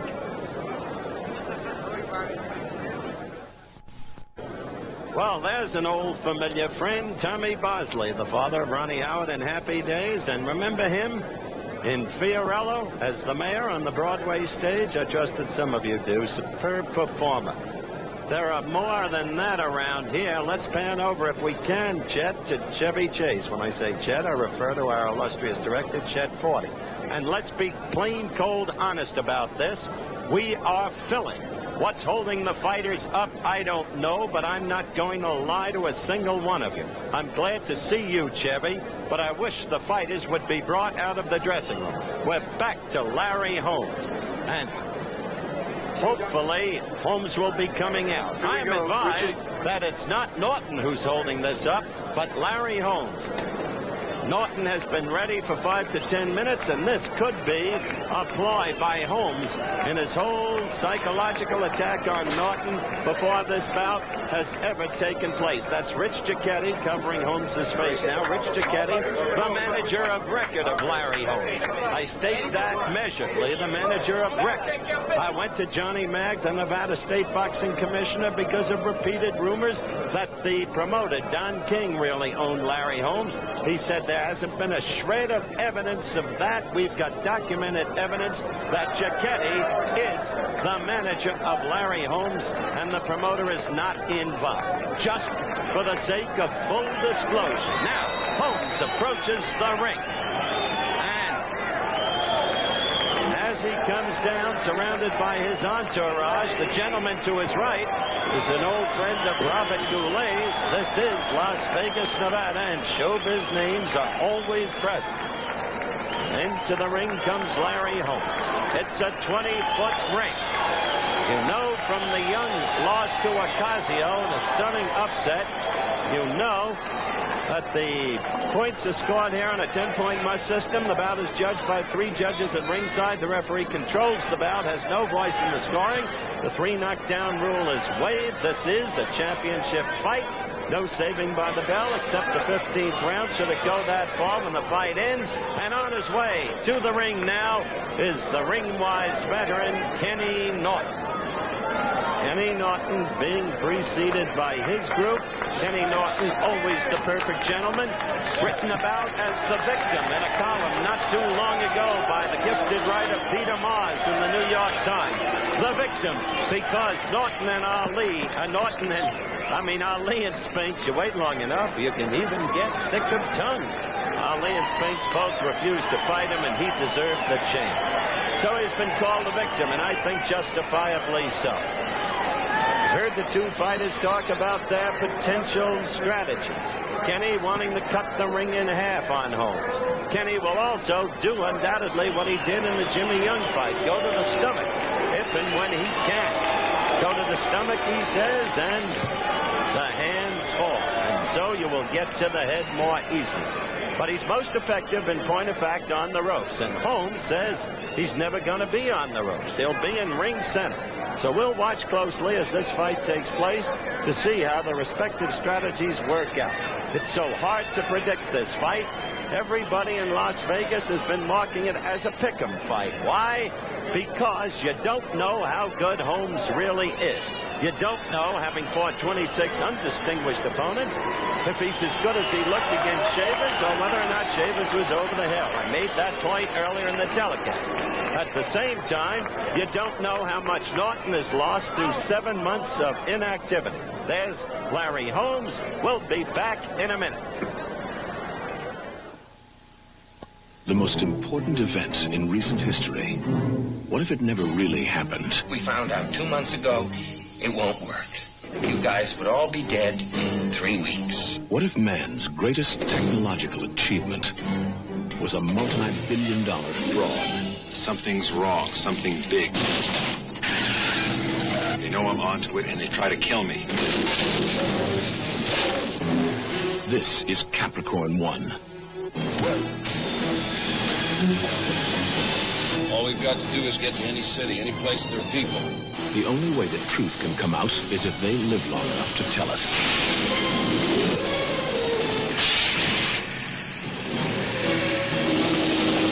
How do we know this hasn't already happened? How do we know it won't happen again? Capricorn 1, rated PG. Now playing at a theater near you. You're looking now at Kenny Norton as we're back live in Las Vegas, Nevada. Kenny Norton, who wants, once and for all, to be acclaimed by everyone as the world heavyweight champion. Let's listen to Chuck Hall, the ring announcer. Lou Tabbitt and Joe Swessel. The referee is Mills Lane. This is 15 rounds of boxing for the WBC Heavyweight Championship of the World. Introducing, in the blue corner, originally from Jacksonville, Illinois, now fighting out of Los Angeles, California, weighing in at 220 pounds, the WBC Heavyweight Champion, Ken Norton. And in the red corner, the challenger, weighing in at 209 pounds, hailing from Easton, Pennsylvania, the Easton Assassin Larry Holmes. 15 rounds of boxing. All right, that was Chuck Hall. He introduced the referees, Mills Lane. The judges are Joe Swessel, Harold Buck, Bill Kipp. They're all Nevadans, and that must be so according to Nevada state law, and they're all qualified people as you look at the tail of the tape. You heard me talk with Norton about his real age. He gave it as 32, although with a twinkle in the eye and said age is a state of mind. Holmes is listed there at 26. That's in error. He is 28. He has a slight height advantage. His light 209 for his height. He is quick with his feet. You'll see the steady side-to-side movement. You'll see a piston-like left if he lives up to what he displayed in the fight against Shavers. Holmes trying to look baleful, perhaps in the manner of the late Sonny Liston. A half sneer across the visage. But that doesn't win for you. You win with the fists, and you win with the head, and you win with the heart, and you win with the feet. So we'll have to see about all of this. Kenny Norton, right above us here. We're just down below Norton's corner. Just heard some talk in the corner. This again is live from Las Vegas, Nevada, Caesars Palace.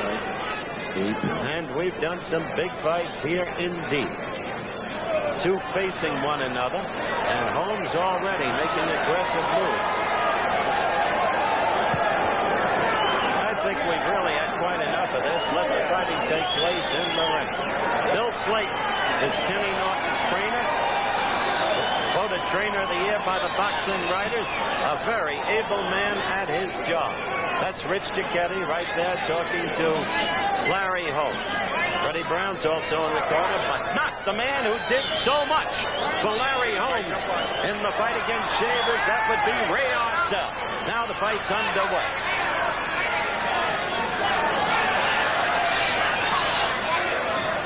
Let's see if Holmes can work that left against Norton the way he did. So far, Norton's been picking off the blows. Norton says even in ring center, he can get through to Holmes. Beat Holmes with the jab. Holmes with a right lead that missed. First round action for the WBC heavyweight title. Quick exchange there. Holmes shot with that leg. Very early in the first round. Thus far, he hasn't been able to work the left, but it's much too early to judge. Work the left in terms of effective work of the left. Kenny lagging that back leg the way he always does. Peculiar posture. Some say he's over-muscled. Has been away 7 months. Some around here were writing he didn't have a knockout punch, which came as news to those who follow the record. Povic in 58 seconds, round 1. He retired Jerry Quarry. He broke Ali's jaw. He had to have some punching ability to do that. Overall, 32 KOs.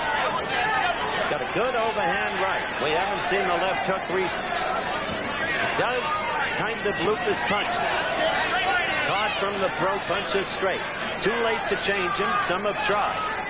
Can't change a fighter's style any more than you can take a late running horse and make him a lead running horse.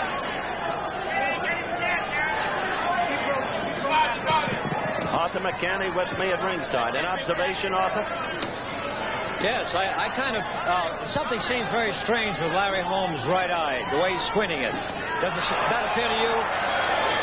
There have been rumors around here, as there always are before a big fight with less than a minute to go in round 1. He was hurt. First, the rumors were, since Holmes stopped boxing 5 days ago, which was unusual, that he had a bad hand.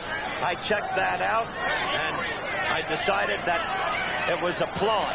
Then they talked about the right eye. And I spent most of yesterday with Larry Holmes. I saw no evidence of it, challenged him on it. He denied it. I don't like these rumors that go around before big fights because I've been around too long. Yeah. We'll see during the course of the fight. Right now, let's get back to the action. They're using the 8-ounce gloves. And of course, with 8-ounce gloves, they generally use 10-ounce gloves with heavyweights. That's true, which makes the 8-ounce glove makes it more possible to... Now, Holmes is beginning the score. Makes a knockout easier with 8-ounce gloves. Coming to the end of round 1. Only in the last 30 seconds did Holmes connect. We'll be back. Holmes's right eye, the right side of it may be a little puffy. It may be. It's hard really to determine at this point. That's the eye that Arthur McCanny and I were discussing. Second round action underway, live from Las Vegas, Nevada. First round I gave to Norton, so did McCanny. So did Chris Schenkel, who's also here at ringside. Norton has a very effective jab. Holmes has that jab going in. He's putting a lot of weight behind it. Norton is at his most effective when he gets inside. That's when he gets the best leverage on his punches, when he has the most foot balance. It'll be interesting to see if he starts working to the midsection. He did that against a different Jimmy Young than the one who appeared here tonight, beginning with the 4th round in their fight. Now Holmes is scoring much more effectively than he did in the first round. That's the best way to fight him, at long range. He'd better not get on too close with Norton.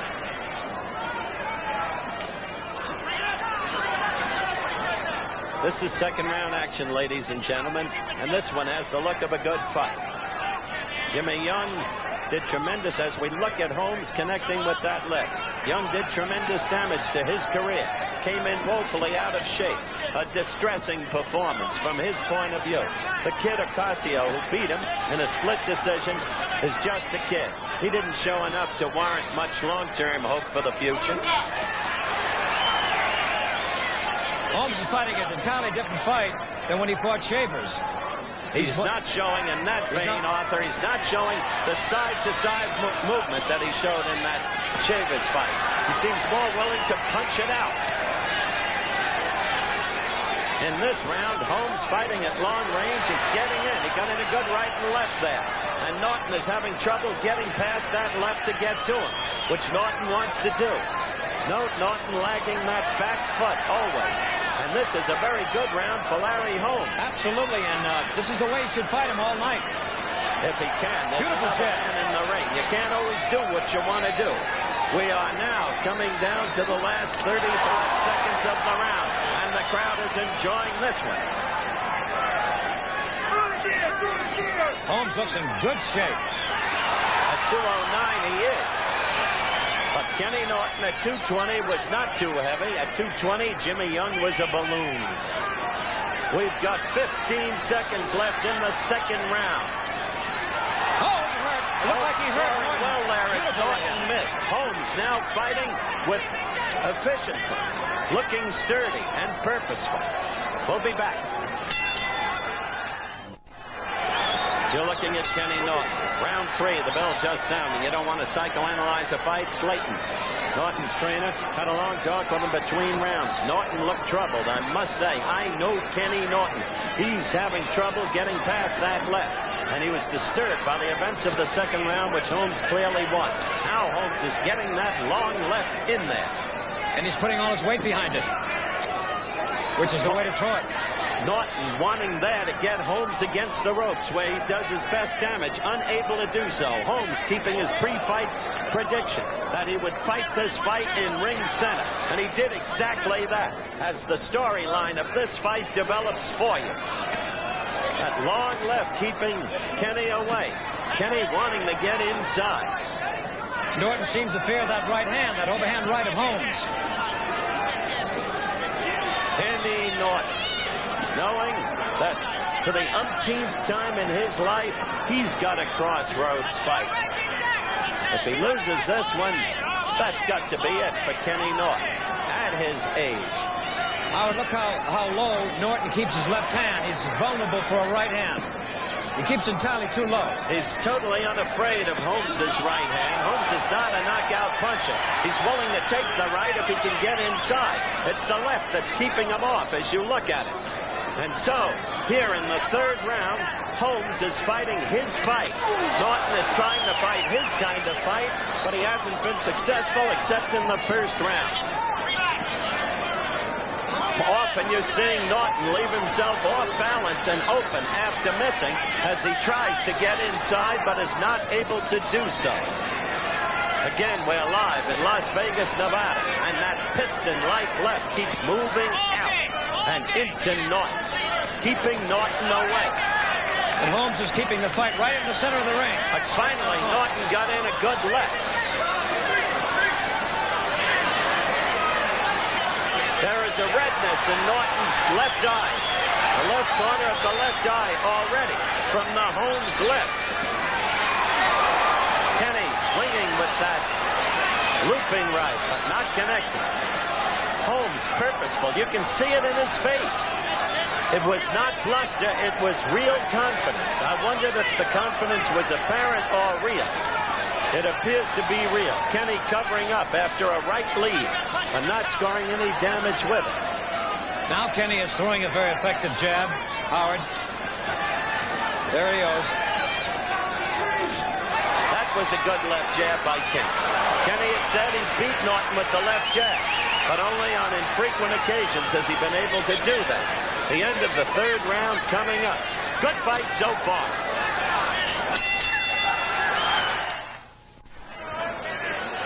The bell for round 4. Kenny Norton again getting a long talking to from his trainer Bill Slayton. And Holmes trying to pick up right where he left off. So far, in 2 of the 3 rounds, Holmes has fought his fight. And Norton's not been able to do anything about it. Thus, Kenny can't fight his fight. Be interesting to see if Kenny can get inside of Holmes. Right there, a left and a right. A left to the belly. He may start trying to go to that belly. This is the 4th round. That's when he tried to against Jimmy Young. Norton is trying to get on the inside, but Holmes won't permit him to get in. That's the storyline of this fight so far. Holmes making his fight. Right there. Sidewise left by Kenny Norton. I would like to see Holmes keep his left up a little higher now. Kenny Norton dropping good left to Holmes's head.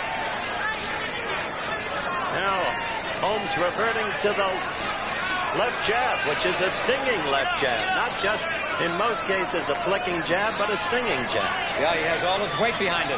Holmes carries that left low. He's open for the right in that posture. And that's what Norton is trying to set. But look there. 3 quick lefts in a row by Holmes. You can see this strategy evolve in front of your very eyes. Holmes fighting Norton only partially in the way he fought Shavers. Only partially because he has not found it necessary to maintain lateral movement.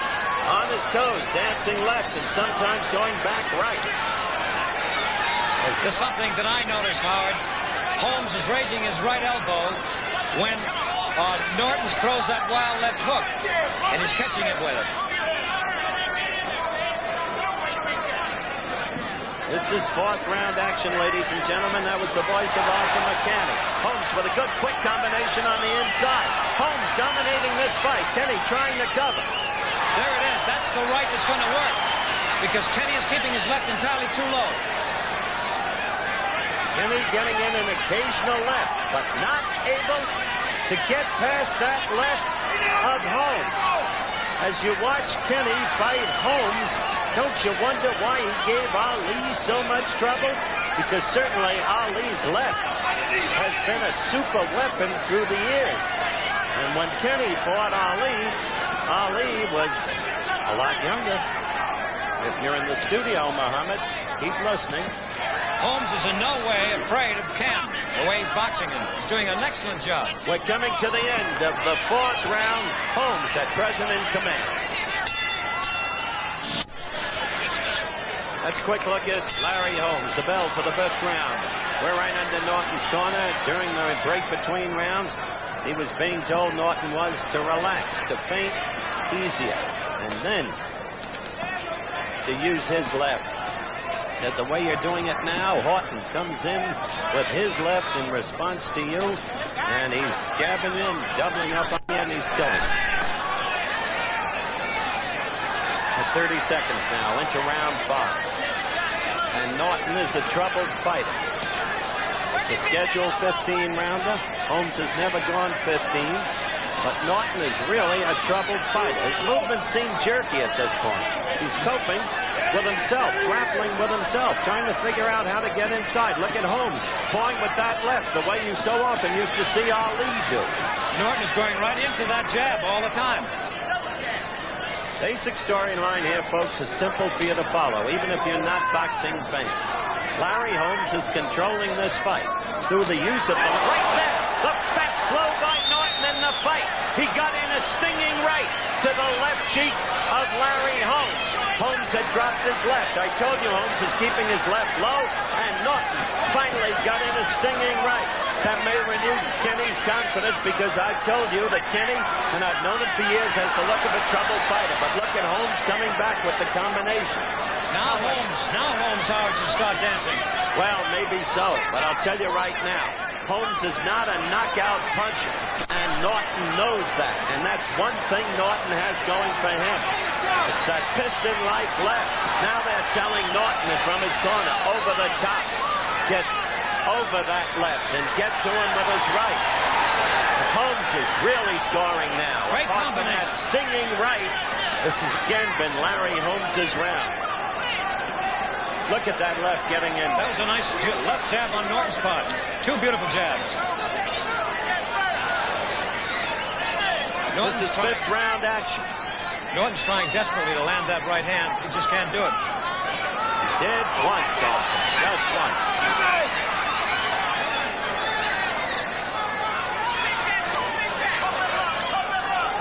Live from Las Vegas, Nevada, the WBC heavyweight title at stake. There's Larry Holmes, fighting now the way he did against Ernie Shavers.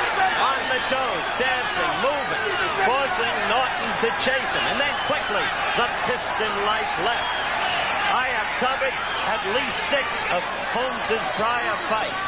I saw a guy named Tommy Prater give him a tough go of it aboard the aircraft carrier Lexington off Pensacola. I never dreamed Holmes could have this class as a fighter, but he does. We'll be back. Back, and let's look at 5th round action.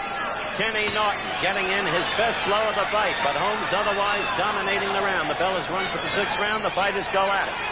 Kenny Norton in the blue trunks, Larry Holmes in the white, and Larry starts right in with that long, straight left. Getting through. See, half the time Kenny Norton seems to be pawing with that left. Yeah, but did you see the way he threw that left hook? And Norton threw the left hook, and Holmes just brought that left elbow right up.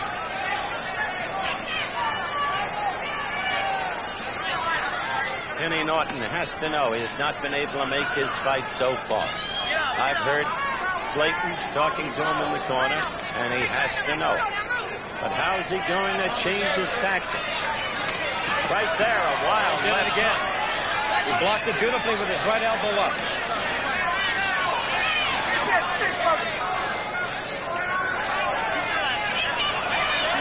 Kenny seems to fear that right hand coming across. There begins to grow a kind of acceptance, it seems to me, on Norton's part. I don't mean an acceptance of defeat, but he is puzzled. He can't make it work. In the pre-fight conversations, he obviously thought he could get inside. But Holmes has made his prediction stick. This fight has been almost solely in ring center. And Holmes has been able to do nothing about it. Only once, and then just for a brief instant, was Holmes pinned against the ropes. Not enough time for Kenny to do what he wanted to do. And so you see Kenny in the main pawing with that left, as you just did, trying to come into the belly with a right.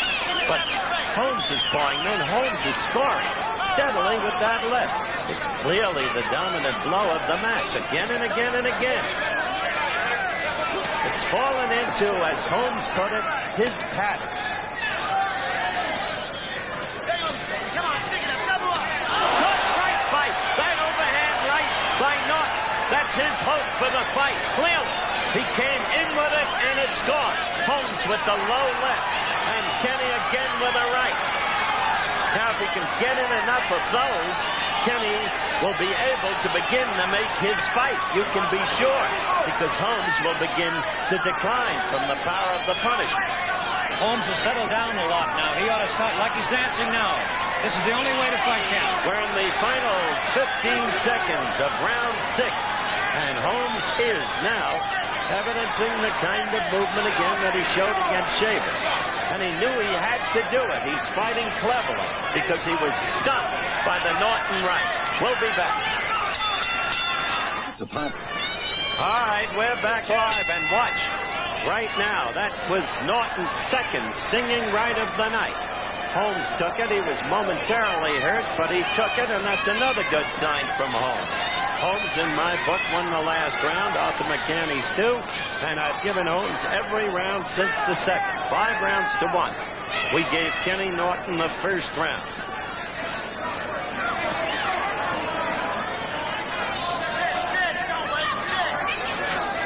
Now Holmes picks up his movement early in the round.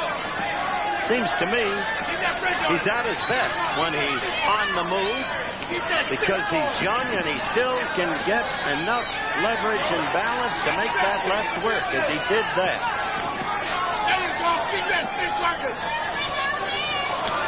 That's absolutely right, Howard. That's a great observation you made. Keep on the move, and this is the way he'll beat Kenny.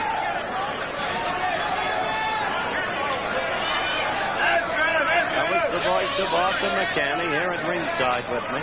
Good right there by Holmes. See, Kenny's attempting to get him in the ropes. That's where he's most effective, on the inside. Point we've made, and he hasn't been able to do it. Even right there, for a brief flash, Holmes was against the ropes, but quickly out to ring center. Ooh, got it in there again. You could just see Kenny Norton's head snap. Very crisp jab. Beautiful jab. 2 more. Doubles up, and again.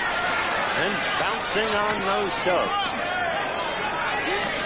Now this Kenny's left hand all the way down. That was bad, Arthur. He threw a right. Holmes did. He was off balance when he threw it, and he left himself vulnerable. He was in the air. But such is the state of Kenny Norton that he couldn't take advantage of it.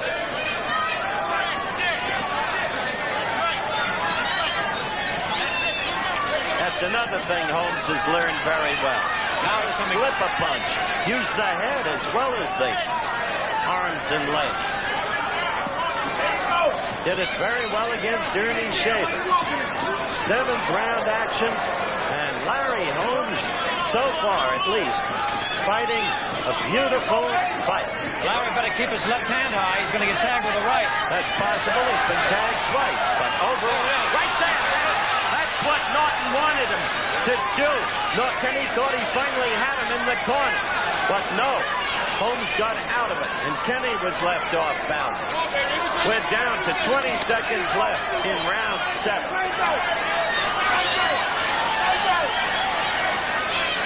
So, all the rumors about the bad hand, all the rumors about the eye, so far proved to be what they usually are. Golfers. Kenny trying to work to the belly. We'll be back.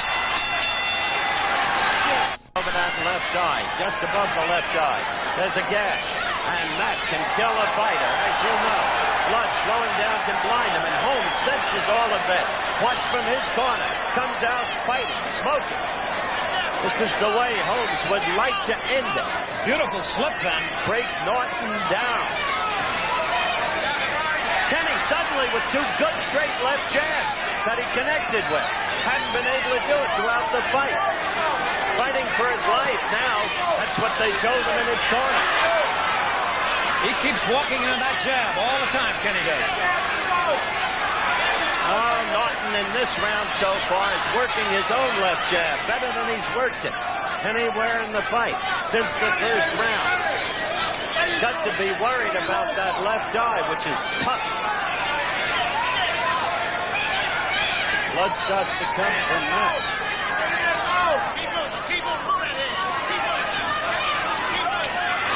Want to get a shot if we can of Kenny. He may be cutting him out. Yeah, Holmes is cutting him out. He's cutting him out. Yes, he is. He's bleeding. Blood coming out of the mouth now, off the lip. An excellent round for Kenny Norton so far. His left working very well. And Larry not moving as swiftly this round. Kenny there had a chance to pin him against the rope. Larry's holding now. Suddenly a turn in the tide of events. Larry trying to work the left, but with the blood coming out of his mouth, got him in right, but it was a soft right Holmes did. And purposefully, Kenny is now pursuing him, sensing that, see Holmes against the ropes, or at least near them. Holmes is holding. Norton on the inside. Look at that lip. The cut is on the lip. You can see it clearly now, the lower lip.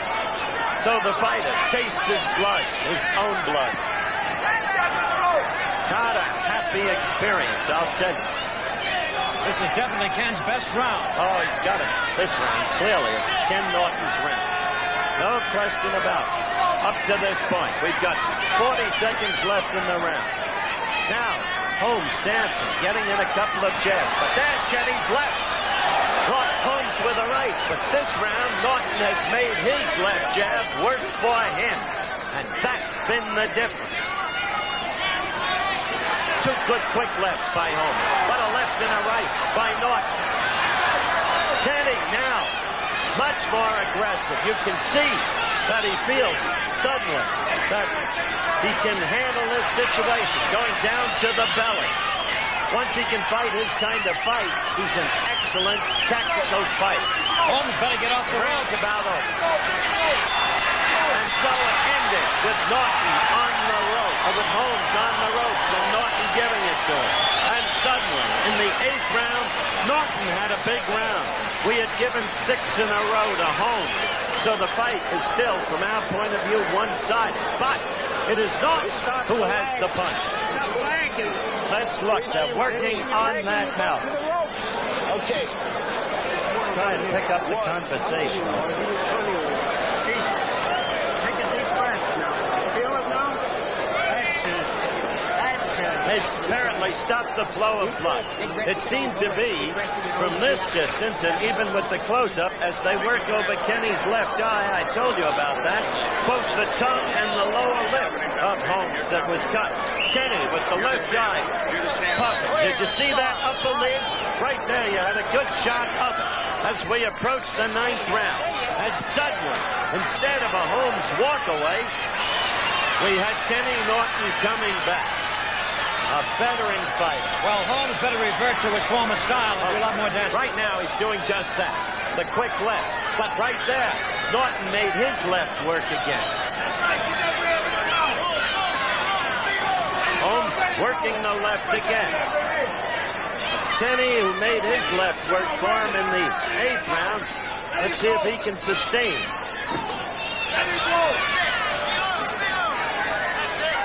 Holmes scoring with that left jab again. Oh, look low. Trying to go to the belly. Norton.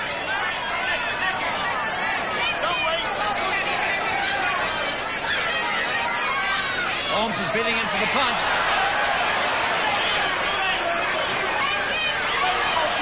Norton with the overhand right, but Holmes slipped enough of it so that it only grazed and landed on the neck. But Kenny is somehow getting that left in better. That blow was a touch low. Holmes is not dancing this round. Not yet anyway, which could be a mistake. He's starting to bleed again. Holmes is starting to bleed again. From the mouth. But he's making the left work much more effectively in this round. Back to the pattern of the earlier rounds. A beautiful flicking left.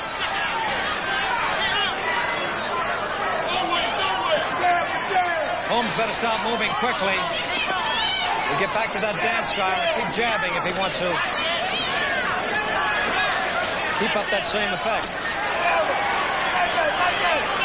Larry Holmes is dominating this round.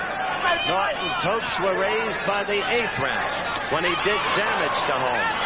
Right there, Norton with a wild left. But didn't damage Holmes because he was moving. Now he's trying to get to him again, Norton is, but not successfully. 9th round action. We have had no knockdowns. Scheduled 15-rounder, WBC heavyweight title at stake. And Holmes is now connecting again with regularity. Good right by Kenny Norton suddenly. We raise our voice at a Norton right because he's the one with the knockout power.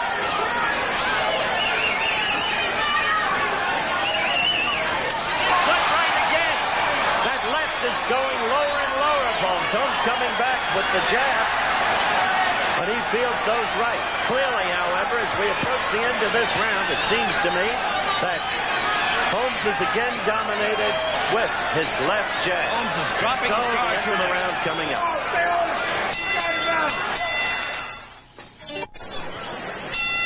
Back line. Look at that right landed by Norton.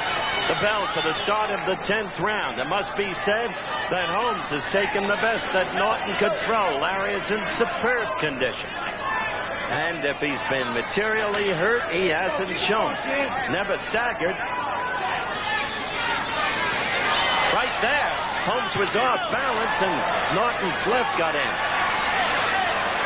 I kind of feel that his corner, Kenny Norton's corner, asked him to throw those straight lefts and rights. Look at that straight left. Norton has made his left work in the... That's it. 8th round. In the 9th round, Holmes scored much more frequently, but Norton scored more cleanly and perhaps more effectively. Overall, clearly, Holmes would be the winner at this point by a decision, because basically this fight has been fought Larry Holmes' way. Now Holmes is on the toes, moving. Larry has to keep his arms up. Well, it's the left that keeps coming down, but it's the left he brings up to jab with. See? He's no Ali, that's for sure. I mean, the Ali in his prime. Ali could do that, and did that. He's trying to imitate Ali. Perhaps he denies it, though.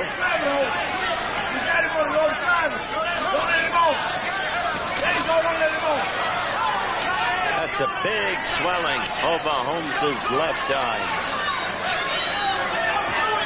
Blood has come from the mouth of Holmes.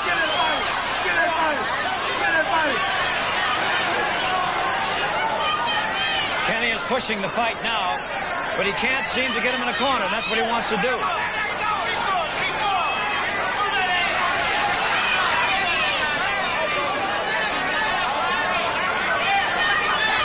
This is 10th round action. At some point, but to see Norton making that left work now the way he couldn't during the second through the 7th round. He started doing it in the 8th round, Arthur. He straightened his punches. But look there, Larry Holmes coming back. So hard to give Holmes credibility as a fighter before the Shavers bout. After that, so many of the scribes still question him. Holmes really has developed.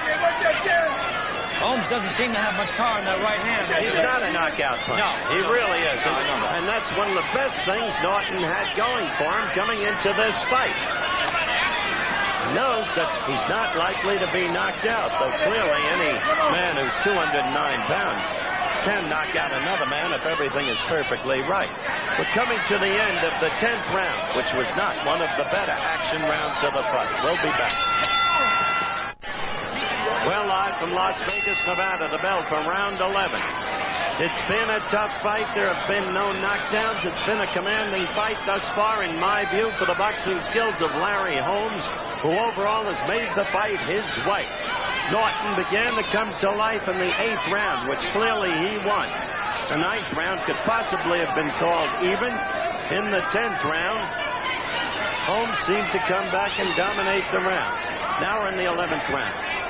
Nobody knows how old Kenny Norton really is. He says 32, but at this point, age becomes a factor because stamina becomes a factor, and ordinarily the younger man should be able to last. However, Holmes did go 12 rounds against Shavers and was very much alive and moving at the end. He's never gone 15, so we'll have to watch closely. Kenny was quickly inside with 2 lefts, but then missed and fell off balance as Holmes went against the ropes. Holmes just blinked the right eye. Kenny seems to be coming to life. Larry's on the retreat. He's using that left jab again, though, very quickly.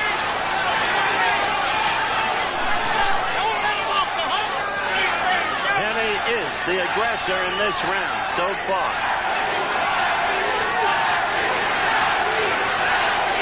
Crowd is chanting, can he? Some of them are chanting, Larry, Larry. Mixed emotions here. Capacity House. Larry steadily moving. But off balance. Did you notice the way he threw that right hand completely off balance? Norton pursuing. Norton with a good left, but left his feet to deliver it, leaving himself open in the bargain.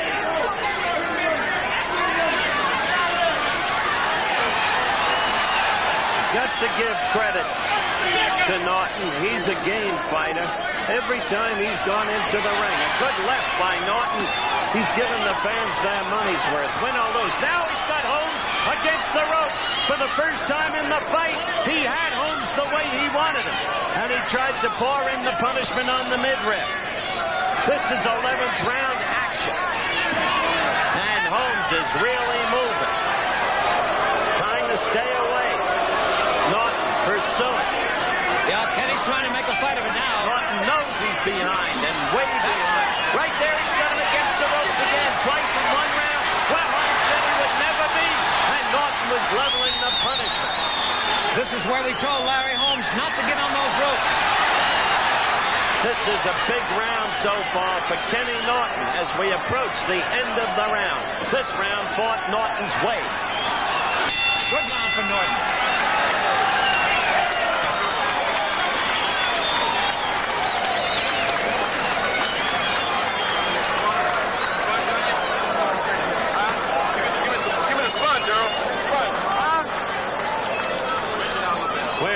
We're staying here between rounds. You saw them working on Norton's left arm, clearing up Larry Holmes' mouth again as much as possible.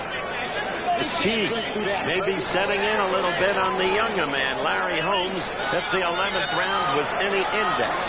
Note what they've done above Kenny Norton's left arm. Norton getting instructions again from his trainer. And certainly there has to be renewed hope in Norton's corner. There are 4 rounds still to go. We're waiting on the start of round 12. And Kenny really came to life in that 11th round. There's the bell.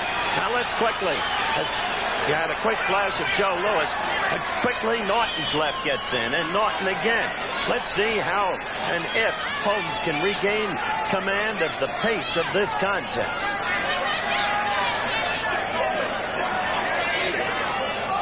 Now Holmes is going back to the style that he employed in the first 2 or 3 rounds. Steady jab. Kenny Norton wanting to move inside. Took a couple of jabs from Holmes. Kenny trying to put him back to the ropes. Holmes aware that he can be hurt by Norton. And he has been a couple of times with rights, though he didn't show it. Kenny Norton now on the move. And Larry Holmes on the move to get away from him. Larry with a quick right, but not doing any damage. He is not the heaviest of punches, which is a kind way to put it. Kenny Norton with a good left and right combination. Kenny Norton chasing Larry Holmes in the way he does, methodically, purposefully. Larry's making a mistake toe-to-toe, definitely. He's tired. At this moment, he has the look of a tired fighter, at least. There's that uppercut attempted by Kenny that Holmes seems open for. Notice Holmes is not doubling up on the jab the way he did earlier. Right there, he suddenly did. But he's been having trouble doing it. To get into the 12th round of a fight, the arms grow heavy. A good left by Holmes there. Kenny looks pretty fresh from this angle. Good right there by Holmes. Open. Norton's left is much too low. He doesn't have it up. That's absolutely right. Norton has a tendency of always keeping that left down. He came up with it there and got Holmes on the chin. But Holmes is now fighting back, even though he's not moving. Good right by Holmes. He scored a couple of times in this round with that right. He better stop moving, though. Oh, he's doubled up on the jab again. Kenny with a good left. The only thing is you get the feeling that the snap is going out of that Holmes jab. Norton's punches seem crisp and clear and more powerful when they land. Holmes seems to be disturbed with that blood, Howard. He's against the ropes. Now let's see what Norton can do with him. No, not then. 15 seconds left in the 12th round. Blood again in the Holmes mouth. Coming down toward the end of the round. Good round for Kenny. The end of the round coming up. You're looking at Larry Holmes. The bell has just sounded for round 13. This fight has been a good fight.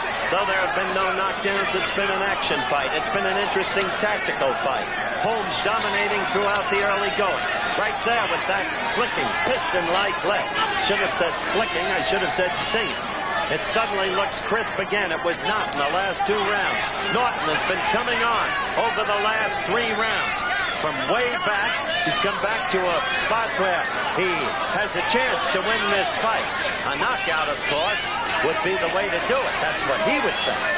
But he has a chance, we think, to win this fight. Can't speak for the judges, though. They're the 3 who score the fight. The referee with no vote. Norton's coming back very strong, and he's pushing the fight all the way. He is the aggressor, Arthur McCanny. There's no question about that.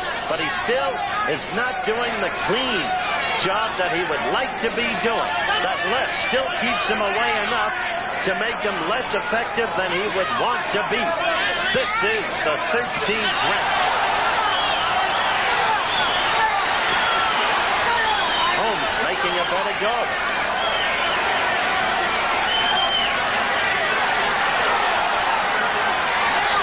You've been back as far as Norton was in this fight, you've got to come on more strongly than he's showing in this round.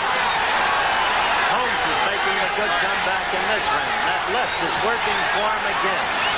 Even though he's not moving laterally, he is commanding the fight the way he did in the earlier rounds.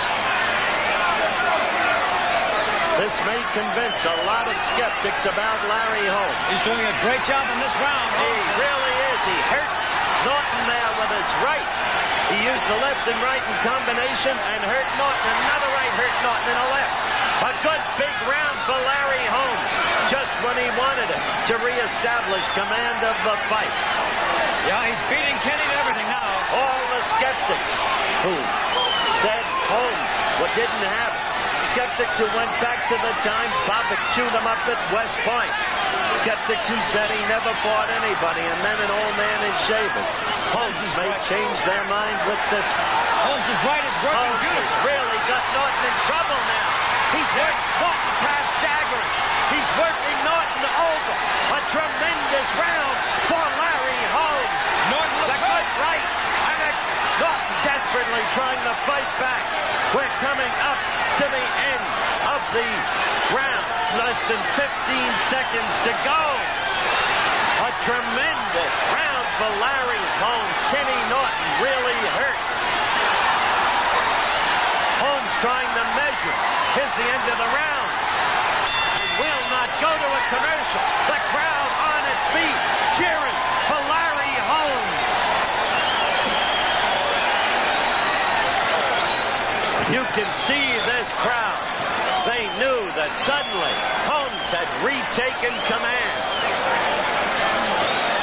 When it looked like Norton was getting back into the fight. You talk about shifting tides and ebb and flow. There's Kenny Norton as they work over. He's a hurt fighter physically. He's a tired fighter physically. He's a damaged fighter mentally and emotionally because of the kind of pride and self-respect that that man has. He desperately wanted to win this fight. He knows that time is running out on him. In one talk with me, he said, I am getting old. But he didn't want to lose to this man. And at this point, unless he pulls a miracle, he has the bell for round 14.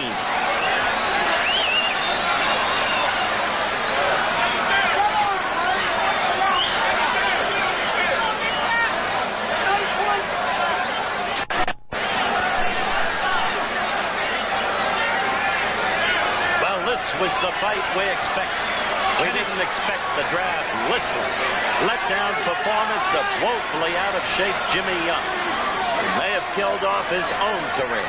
A man who beat Lyle in Foreman, losing to a near amateur.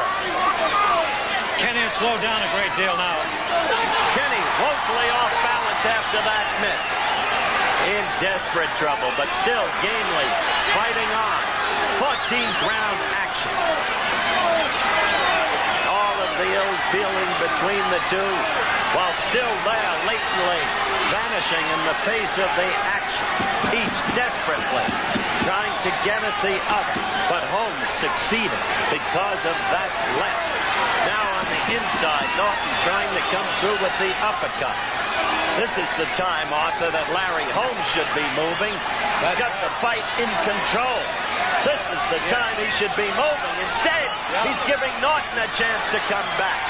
Maybe it's just fatigue after the brilliant effort of the 13th round.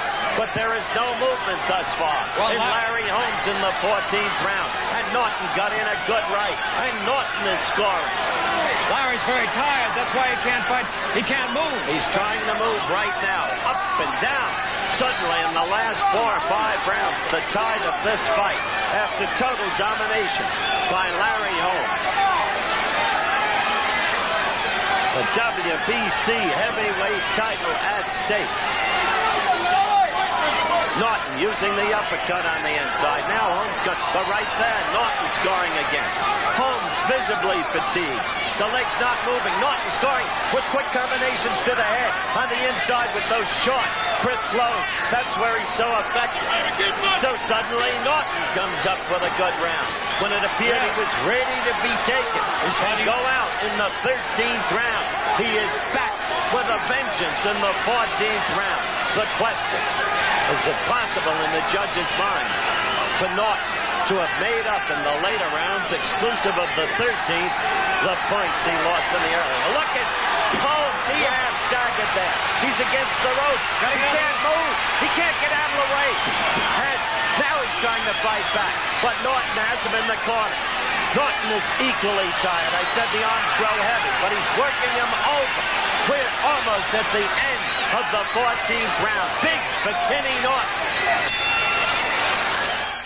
Announcing Toyota's million... Okay, you're looking Kenny Norton the last round. Slayton just told him, you win this round, you win it. I don't agree with Bill, but maybe that's the way the judges are viewing. It's been a growingly good fight. The last few rounds have been terrific. It's been the kind of fight we expected from these two fighters, fighting for their share of heavyweight title. To see that right Norton land on Holmes. Holmes, the blood pouring out of his mouth now. Kenny Norton, at age whatever, showing what's made him such an interesting fighter through the years, ever since that March 31st, 1973 day when he came into prominence, breaking the jaw of Muhammad Ali. Kenny Norton working Larry Holmes over. Larry Holmes showing courage now himself. Back against the ropes, trying to push Norton off. Indeed, landing a right. Look at the blood pouring out of Holmes's mouth now.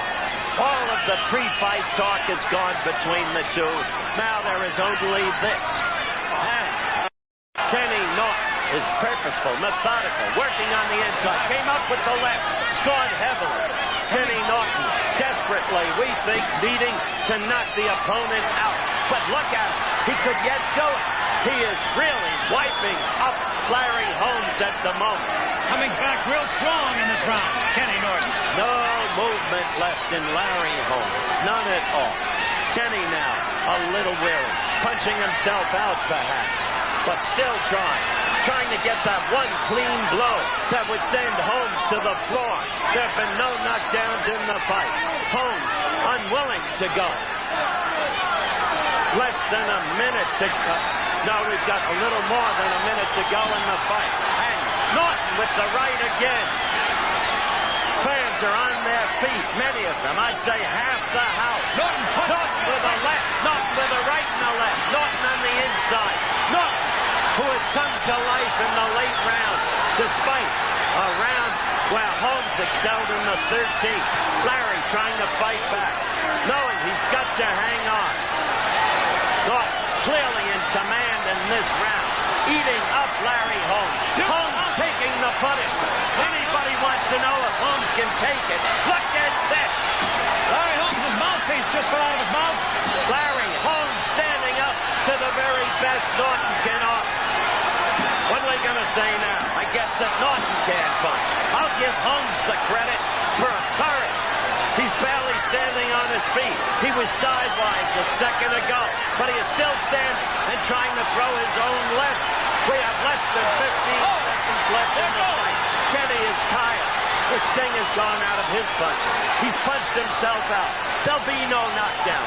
The fight, and a great fight, has come to an end. Great round. Great round. Now,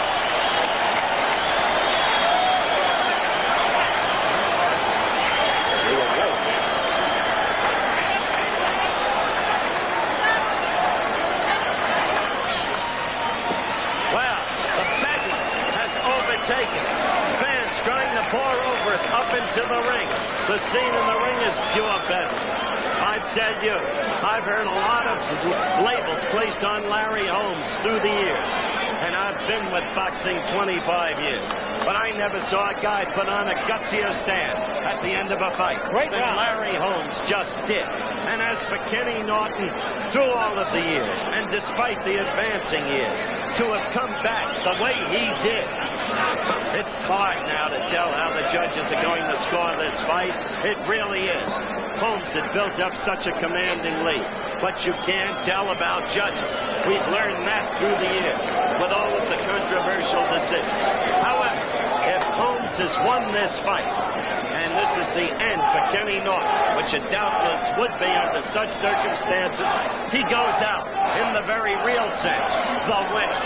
The moral courage of the man, the decency of the man, the gentlemanliness with which he's comported himself through the years. This is a class guy, Kenny Norton. Now, they're waiting, of course, on the decision. Absolute bedlam in the ring. They needed many more security guards here than they have. Fans packed on the ring apron as you look at Larry Holmes, who's tired, who's all but used up. He was ready to go.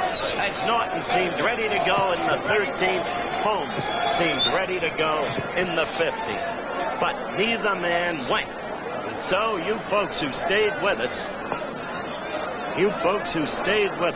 have seen for yourselves an exceptional fight. It started out as a one-man fight because of the way Holmes maintained control with that piston-like left. Look at that ring. That's what I was talking about. Now, the announcement. We have a split decision.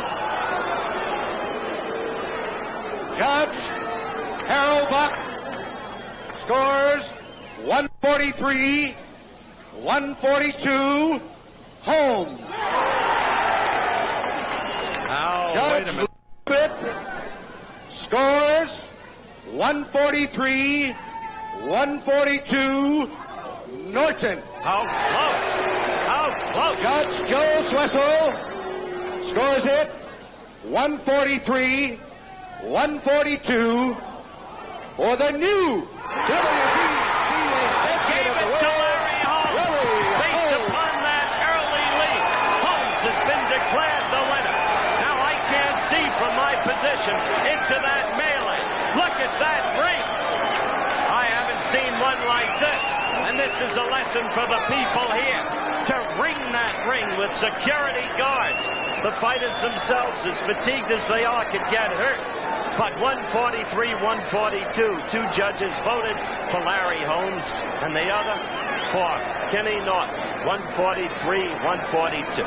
Larry Holmes crying with joy. He has now got a share of the heavyweight championship of the world. And it would be interesting, wouldn't it, with the way that young man fought tonight, to see him against the two gentlemen fighting for the other share of the crown. It would be interesting indeed. We'll know more about the other two gentlemen on September 15th. Now look at Kenny Norton. That's what I mean. Fought his way through the crowd to shake the hands of the man who beat him. Can I talk to Kenny? Kenny! I don't know if we'll ever get to Larry Holmes. Bill! I'm talking to Bill Slayton now, ladies and gentlemen. Bill, I'd like to talk to Kenny for a moment, if I can.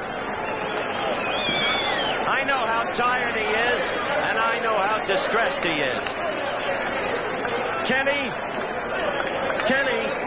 can I talk to you for just 1 minute? You know how deeply I feel about you, and I thought, even though the decision went against you, Kenny, our camera's right here, I thought you were just so valiant. He built up a big lead on you. You came back, and you can be very, very proud of yourself, my friend. I made a big mistake, however, not applying pressure early in the fight. I was going to try to spin this up the first 4 or 5 rounds and try to come on heavier in the last rounds. And it just didn't happen, so more power to Larry. You're a sportsman, as you always have been. And you put it exactly right. You let him make his fight in the early rounds. But what courage you had and what strength you had to come back in the late rounds the way you did. I congratulate you, my friend. Thank you. It was a mistake on my part, and hey, I paid for it. Will this be the end for you as a fighter? I don't know yet. I'll have to sit down and talk to Bill and Bob, and we'll see what happens. Good luck. Thank you, Howard. Go in and get cleaned up and arrested. Kenny Norton. And you can't say enough about that man. I'm going to try desperately to get Larry Holmes over here if I can. It's going to be very difficult with that unrestrained mob still in the ring. Chris, can you see if Larry Holmes is still in the ring? I can't even tell from our monitor. Yes, apparently he is. Let's see if we can get him over here.